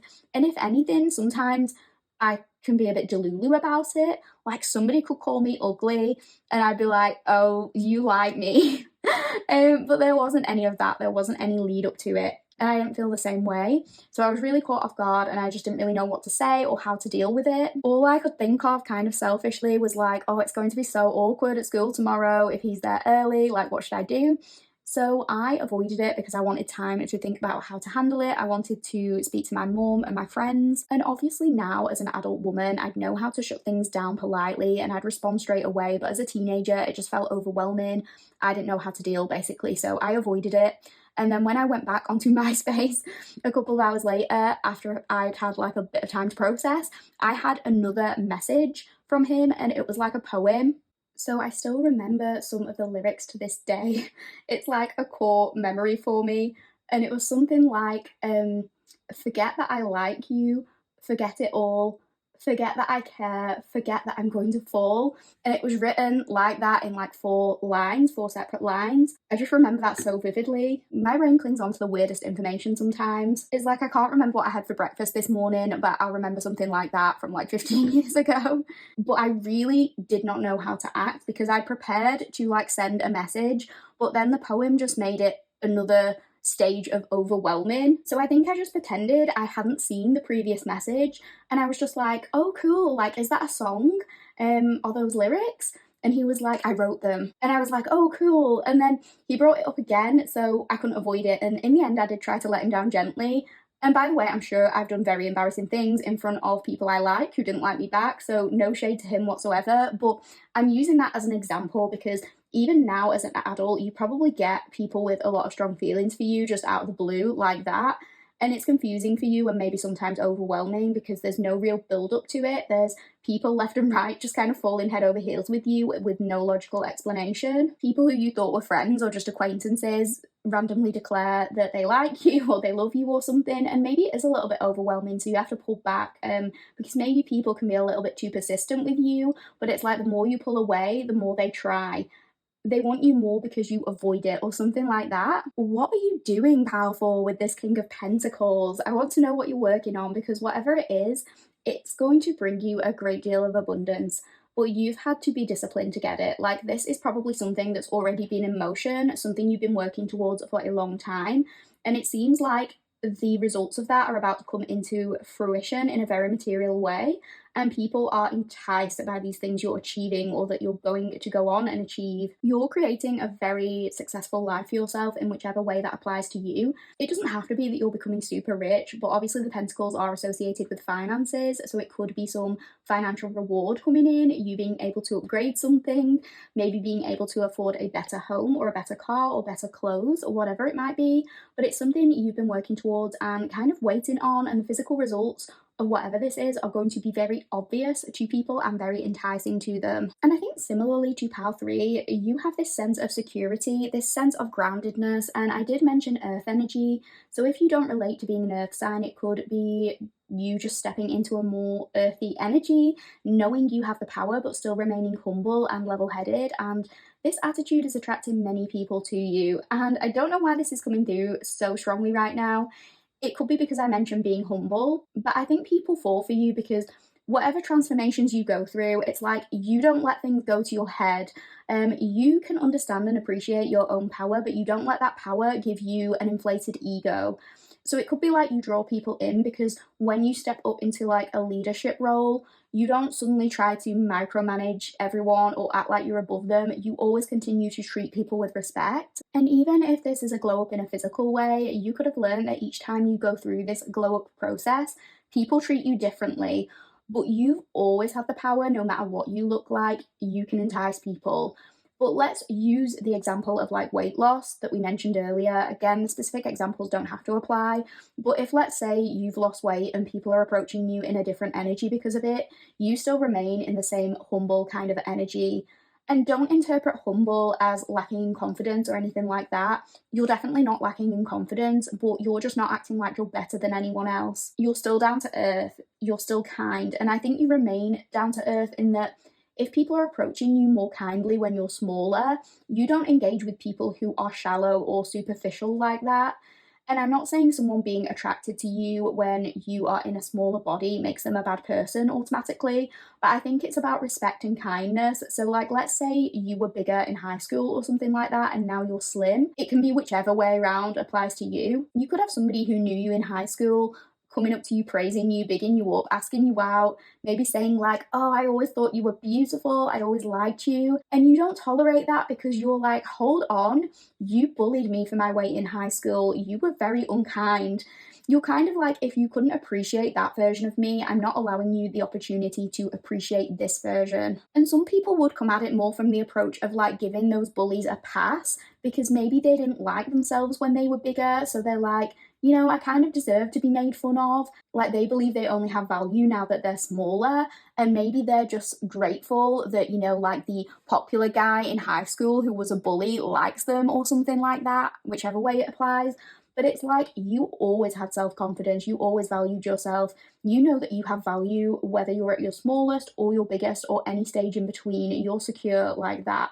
It doesn't mean that you never struggled with insecurities if you were in a body you weren't happy with, if we use that example, but you never hated yourself and you never deemed yourself unworthy of good treatment. You never settled for less because you thought it's what you deserved. And this is enticing about you, that you remain true to you no matter what phase of life you're currently in. And again, it doesn't have to be that example, it can be any example. It could be like you grew up poor and now you're rich, but you've never changed.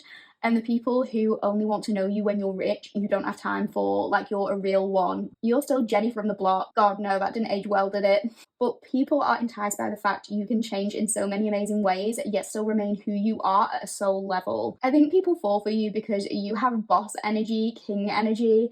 I'm getting You Should See Me in a Crown by Billie Eilish, but it's like, you know you're powerful, that's the vibe I'm getting. Honestly, I want to say you have daddy energy, maybe strong Capricorn. Maybe Saturn has done a number on you if you've been through your Saturn return, or just have strong Saturn in your chart, but it's like things are turning for the better. and daddy energy is regardless of gender, by the way. But I think that people are very enticed when you assert yourself and discipline someone. When you exert discipline, that sounds strange, but it's like you could be telling someone off and they find it attractive for some reason. They like to see you being authoritative. This could apply in a work setting, but it doesn't have to. It doesn't even have to be like you're telling someone off. It could just be like when you're in a more stern or professional role with that Capricorn coming through. Like if you're dressed in a smart business way and you're doing a presentation, people are enticed by hearing you speak confidently or something like that. I think we mentioned the Hermit a couple of times throughout your oracle reading, so I'm not surprised that it's come up here. But people are enticed by you when you go into your little shell and retreat for a while. If you're posting on social media a lot, as an example, and you want to give yourself a break and you just stop posting, stop replying to DMs, fall off the radar, I think people want to know where you have gone or what you're up to. People are enticed by what you're working on in the shadows, because I think whenever you come back out, it's like you've made these drastic changes and people are wondering what the new version of you will look like when you come back out to play.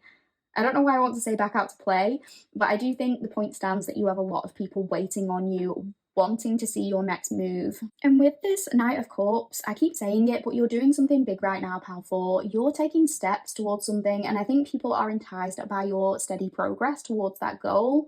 Because again, with the Cups, it's not like fire energy. The Cups is also more slow moving. It's these calm, peaceful, graceful moves.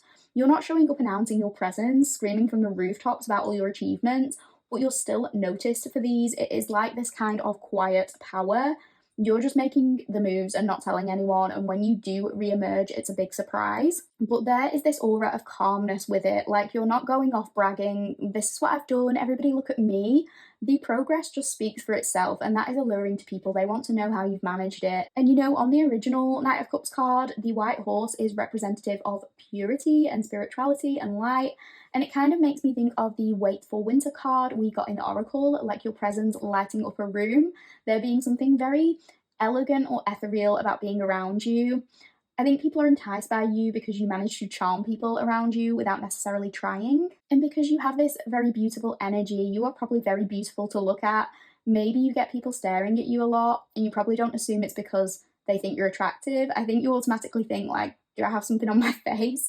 Because they seem to stare so intently. But I think people are just very taken by you.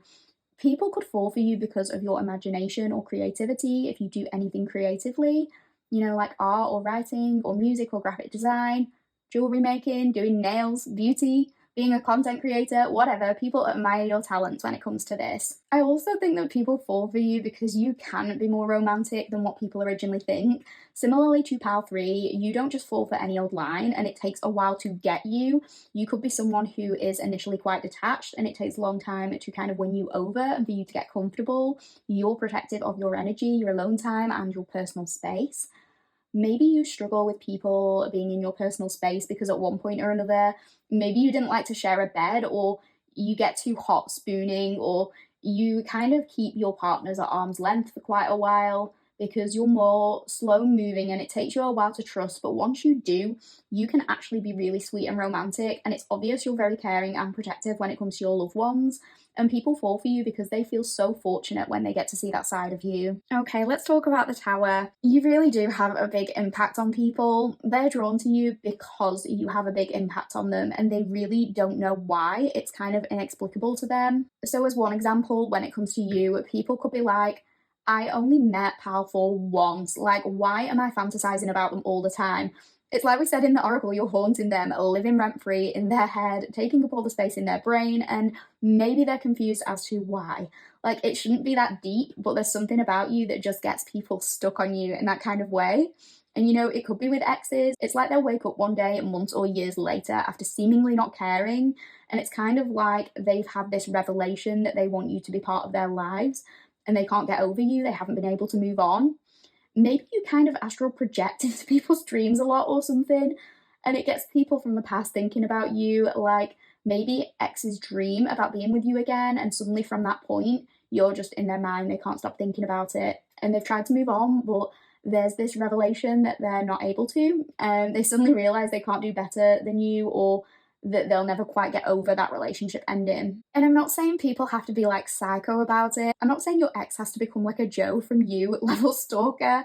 I mean, there could have been occasions where somebody's obsession over you kind of freaked you out. You felt like blocking their number just wasn't enough. It's making me think of that screenshot of that girl who blocked her ex on absolutely everything. So then he sent her like 20p on Cash App or something just to get her to talk to him. You could have experienced incidents of people being a little unhinged like that and telling you that you and them have a connection, and you just find it a bit creepy or overwhelming. But equally, it could be something more subtle that you don't necessarily realize. Because I know we have to be careful as women. If you are a woman, you don't have to be. But for the most part, people aren't going to kidnap you and put you in a glass box in a bookstore. So they're usually going to have to try to move on once they take no for an answer. But even if somebody from your past never actually expresses this to you, they accept that you're not going to get back to them, but they still feel like the heartbreak of that. It still had a big impact on them, even if they've had to come to terms with it, because obviously you can't force someone to be with you. There's like this tiny part of them that will always cling on to the idea of you and them because you changed their life in some way, you caused some kind of upheaval, you made them see something differently. They could have changed certain behaviours because of their experience with you and you might not even realise it. But either way, I can definitely see you being the type of person who finds that people always want to return to you and come back into your life, whether it's exes, whether it's friends, whether it's someone you met once who didn't even make a move. People try to creep back in. Like you see their name pop up trying to add you on social media and you're like, that's random. I've not spoken to them in so long, but it's because they've been thinking about you on and off the whole time. So with this Knight of Pentacles, we have more earthy energy coming through. I mean, it's like we were saying, you're not afraid of hard work. You're not afraid to do some of the more routine or boring jobs to get to where you need to be. You're enticing to people because you have an understanding that you're the only one who can change your life for the better, and you're willing to put in the energy to do that. People are enticed by your productivity, maybe how you're able to organize your schedule or fit in so many things in a day, and how you always maintain a sense of balance with it. I don't know why, but I'm getting the I can do it with a broken heart lyric. Like I cry a lot, but I am so productive. So it's making me think that people admire your ability to stick to things even when you're going through a hard time. Maybe keeping busy is a coping mechanism for you. Okay, so with this Five of Cups and with the Four of Cups, I'm going to talk about these cards together because I'm feeling like this is someone else's energy. And I am going to end the reading with who is currently most enticed by you. So I don't want to go into too many specifics now, but I can't ignore what's coming through so strongly. And for many, if not most of you powerful, there's someone from your past who is in deep regret because they feel like they fucked up with you. They feel like they failed to make something work. They feel disappointed in themselves. And no matter how long ago this happened, it doesn't have to have been super recently, but they're in an energy of being stuck in their head about it and they're reflecting on it and feeling pretty down about it, to be quite honest. I mean, for some of you, it could have been a recent thing, like your most recent ex. For others of you, it could literally be someone from years ago, but something has happened recently to kind of trigger them. They've had a tower moment and it's made them reflect on things with you. It doesn't even have to be an ex. It could be someone you met and wanted to pursue things with, but you didn't, or they didn't make a move and now they're beating themselves up about it. Maybe someone you met last year around winter, like last winter or Christmas time, if that applies. That's quite specific, so it doesn't have to. Even if it's not winter time or Christmas time, it still applies. But it could also be like an old friend, a family member, somebody who you fell out with or you drifted apart from and you're just on their mind a lot. Whoever this is, they miss you and they wish they tried harder because they're realizing nobody compares to you and they're unhappy with where they are. You had a big impact on them and they wish they'd appreciated you. They can't move on from it. And they're feeling very apathetic with where they're at in life. I don't think you're in contact with this person, but if you do have mutuals and they're aware of your like leveling up, they're kind of sad that they can't be part of that. And they look at their own life and there's this feeling of like them not being able to stand seeing you go and do other things because it's upsetting that you're living life without them. Like if let's say you're on social media but the two of you aren't following each other and your profile is private, it could be that they check on you periodically and they see if you change your profile picture, like if you change your hair colour or it's a picture of you in a different country, and this person is really just sad and disappointed. I don't think it's jealousy and I don't think it's a bad feeling toward you, But I think it is some kind of resentment because they're upset by the distance. They're upset that they no longer know you well enough to automatically know what hair colour you have right now or where you're travelling to. Like maybe there was a time when they knew what you looked like every single day. You told them where you were going on holiday, or you'd be going on holiday with them, even in some instances. And now they feel so far removed from that and they're just sad about it. And if it's someone who never knew you that well, but they feel like they missed their chance, it's like they look at you and they're kind of like, they look even better than when I first saw them last year or whenever it was. And it looks like their life is going just fine. They probably haven't even thought of me once since we met or something like that. And they're just annoyed with themselves for not making a move or taking that chance. And yeah, they're in this state of apathy with their own life. Kind of like, what's the point in anything? And I don't know what it is with me and the Taylor Swift songs today, but now I'm getting anti-hero lyrics, the bit where she's like, one day I'll watch as you're leaving and life will lose all its meaning. And I don't think it's like they're truly like depressed. I don't think they think that their life is literally meaningless, but I think their life has been so boring since you weren't in it. They're just like, everything is just blur, like everything is just average because you added colour to their life. You made them feel a way they haven't before, and I think they haven't been able to find that. No matter how well you knew this person or not, it's like they haven't felt something like they did when you were in their life. Whether or not it's platonic or romantic, it doesn't matter, but you added colour to their life. But just so you know, it could be with this Four of Cups particularly that they're currently reflecting on past behaviour, contemplating what they should do. They know they can't move on, but I think they're in a state of not really knowing where to go from here. So I'm sorry that a little bit focused more on the who, but I couldn't ignore that feeling that I was getting. This hasn't happened with the other pals today, so I think this is a message that some of you maybe wanted clarity on. I'm sorry if that's not the case, but again, you always have choice to listen to these readings and not listen to them, or just like take what's for you and leave the rest for somebody else. If it doesn't apply, it just doesn't apply, and that's fine. It doesn't have to. We are now going to look at a few cards to hopefully give us a little bit more clarity on this. It could be multiple people enticed by you, so maybe this is a different person, or it could be the same person. We're going to see. Take whatever resonates, but let's see if we can elaborate. So yeah, let's see what we pulled for you. So who is currently most enticed by you, pal 4? Who is falling for you right now? So we've got the 8 of Cups. We've got the Empress. I feel like we've got the Empress in a couple of readings today. And we have the Page of Pentacles in reverse. So the person most enticed by you right now is, I think for most of you, the same person. This is somebody who walked away from you or who you had to walk away from. It's somebody who abandoned you, or they felt like you abandoned them. Somebody who you had to withdraw from, you had to move on from and just focus on yourself because things weren't going the way you wanted them to go. And this person is disappointed by this. This situation didn't go the way they wanted it to. They're not happy with how things have ended up. Maybe you had to cut them off or they had to cut you off, and now they're just regretting that. It could be that they've wound up in a very unfulfilling place in their life, a relationship they're not happy in, and they found themselves returning to thoughts of you. It's kind of plaguing them currently. For some of you, they could have got into this new relationship, they could have got a new career, they could be trying to put all their energy into something else. For the odd couple of you, for some reason I'm getting like they could have done whatever it takes to escape these feelings.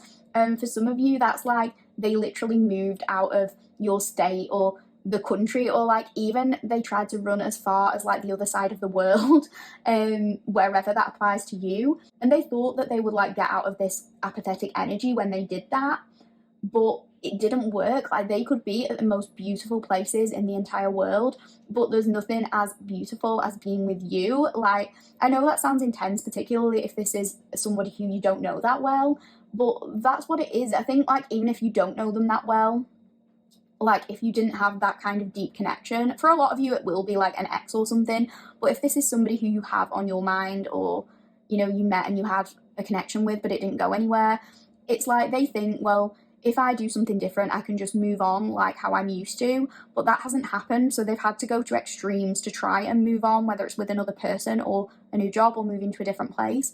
And they can't, like it still hasn't worked, basically, is what I'm getting. But yeah, it's definitely somebody who you're not in contact with right now, not directly at least. They struggle with not knowing what's going on with you. So it's like they don't have access to your social media, or if they do have you on social media, you don't talk and they feel like they don't have access to you. Maybe they only find out what you're doing through mutual friends or whatever, and it just seems like you've moved on. You're prioritizing yourself, you've been focusing on self-care with this Empress. It seems like you're not even thinking about them, and they maybe wonder if they're being a little bit delusional, particularly if this is not someone you connected with at a deep level. If you only had one interaction with them, but they have these strong feelings, they're still thinking of you.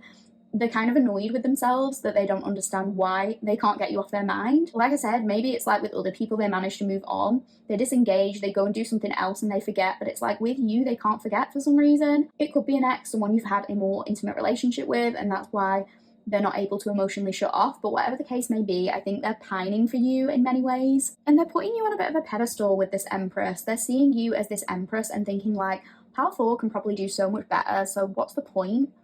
Maybe they're thinking a lot about your body too, your divine sensuous energy. Maybe they had a physical dream about you recently or something, and that's got them in their feelings about you as well. Regardless of this person's gender, it could be that they're a little bit fearful of approaching you because they're in more of a feminine energy right now. That doesn't mean they have to be female, doesn't mean that at all. But I think they see you in a kind of boss energy, and it's like they feel like they don't stand a chance against you. You're going to shut them right down. They're kind of intimidated to reach out. And maybe you would, like maybe you'd be stern with them and they know that they couldn't handle it, because you do have that sort of self-preservation thing going on. So maybe from their perspective, they want to approach you and be all romantic and lovey-dovey, but they know you're not going to give that back, so they kind of can't bring themselves to do it. They can't bear not receiving the same energy from you. The Empress can also relate to like the 12-month cycle. So again, something about last year is standing out. Whatever season you're in when you're watching this, it could be that something that happened 12 months ago from the time you're watching this is significant. Maybe this is somebody you connected with 12 months ago at the time you're watching. It doesn't have to apply, but it might be the case for some of you. This could definitely be somebody who is creative themselves, like they're into art or music or writing or nature. But with the Page of Pentacles in reverse, it's like they don't feel ready to move forward. They're procrastinating. They have all these feelings, but they can't bring themselves to do anything about it. Maybe they're just watching from afar, but they don't really seem to be at a confident place in their life, and they don't feel like they have enough to give you. They don't feel like they have anything to offer you, and they think you're just going to shut it down, basically. And with it being the Pentacles, I want to say it's financially, but then with the Empress, that's kind of an opposite feeling, because the Empress talks about having everything you need. So it could be like they're using work or using making money as a form of escapism for doing emotional work. They're trying to avoid these feelings when they can't through work or something like that. And maybe they're saying, when I make my money, I'll be ready to approach Pal 4. But that hasn't happened because that's not really what they need to do. It's not really what they need to focus on. And like with the Empress, there's this feeling of, I'm comfortable, I have everything I could ask for, so why do I still feel so unhappy? Why do I feel apathetic? Why do I feel bored? And it's because they don't have access to you. Like, they've tried to do everything right by moving on, maybe working a lot or, getting into this new relationship, but nothing they do will allow them to move on from you. They just feel like they're stuck. They can't progress, but they're not doing anything about it. Overall, I think they just feel like they failed to do what they wanted to do with you, and it's kind of helped them learn their lesson from that situation, but they're still sad because they can't connect with you right now. But I think they're still working through some of these feelings and figuring out how to approach you, although there isn't really a sign of them making any big leaps towards you in the imminent future. They're just thinking on things a lot right now, and that is all I can really tell you at this stage. But I think learning lessons is one thing, but if they really do want to connect with you, they're going to have to show that change in behaviour, and maybe you still won't want them, and that's completely up to you, Pal 4. Every situation is going to be entirely different, but basically if they want to be in your life, they're going to have to do something about it. And if they won't, like, you're going to be fine either way. You're going to be in your Empress energy no matter what. So that is what I'm getting for you, Pal 4. We are just going to finish up by looking at a few signs, by rolling the astro dice. So yeah, let's see if any of these resonate for you. 4. We have Gemini. These signs or these houses could be you, or it could be their energy, or it could just relate to the connection in general. I mean, maybe Gemini, maybe that does indicate communication. Who knows? Okay, let's continue.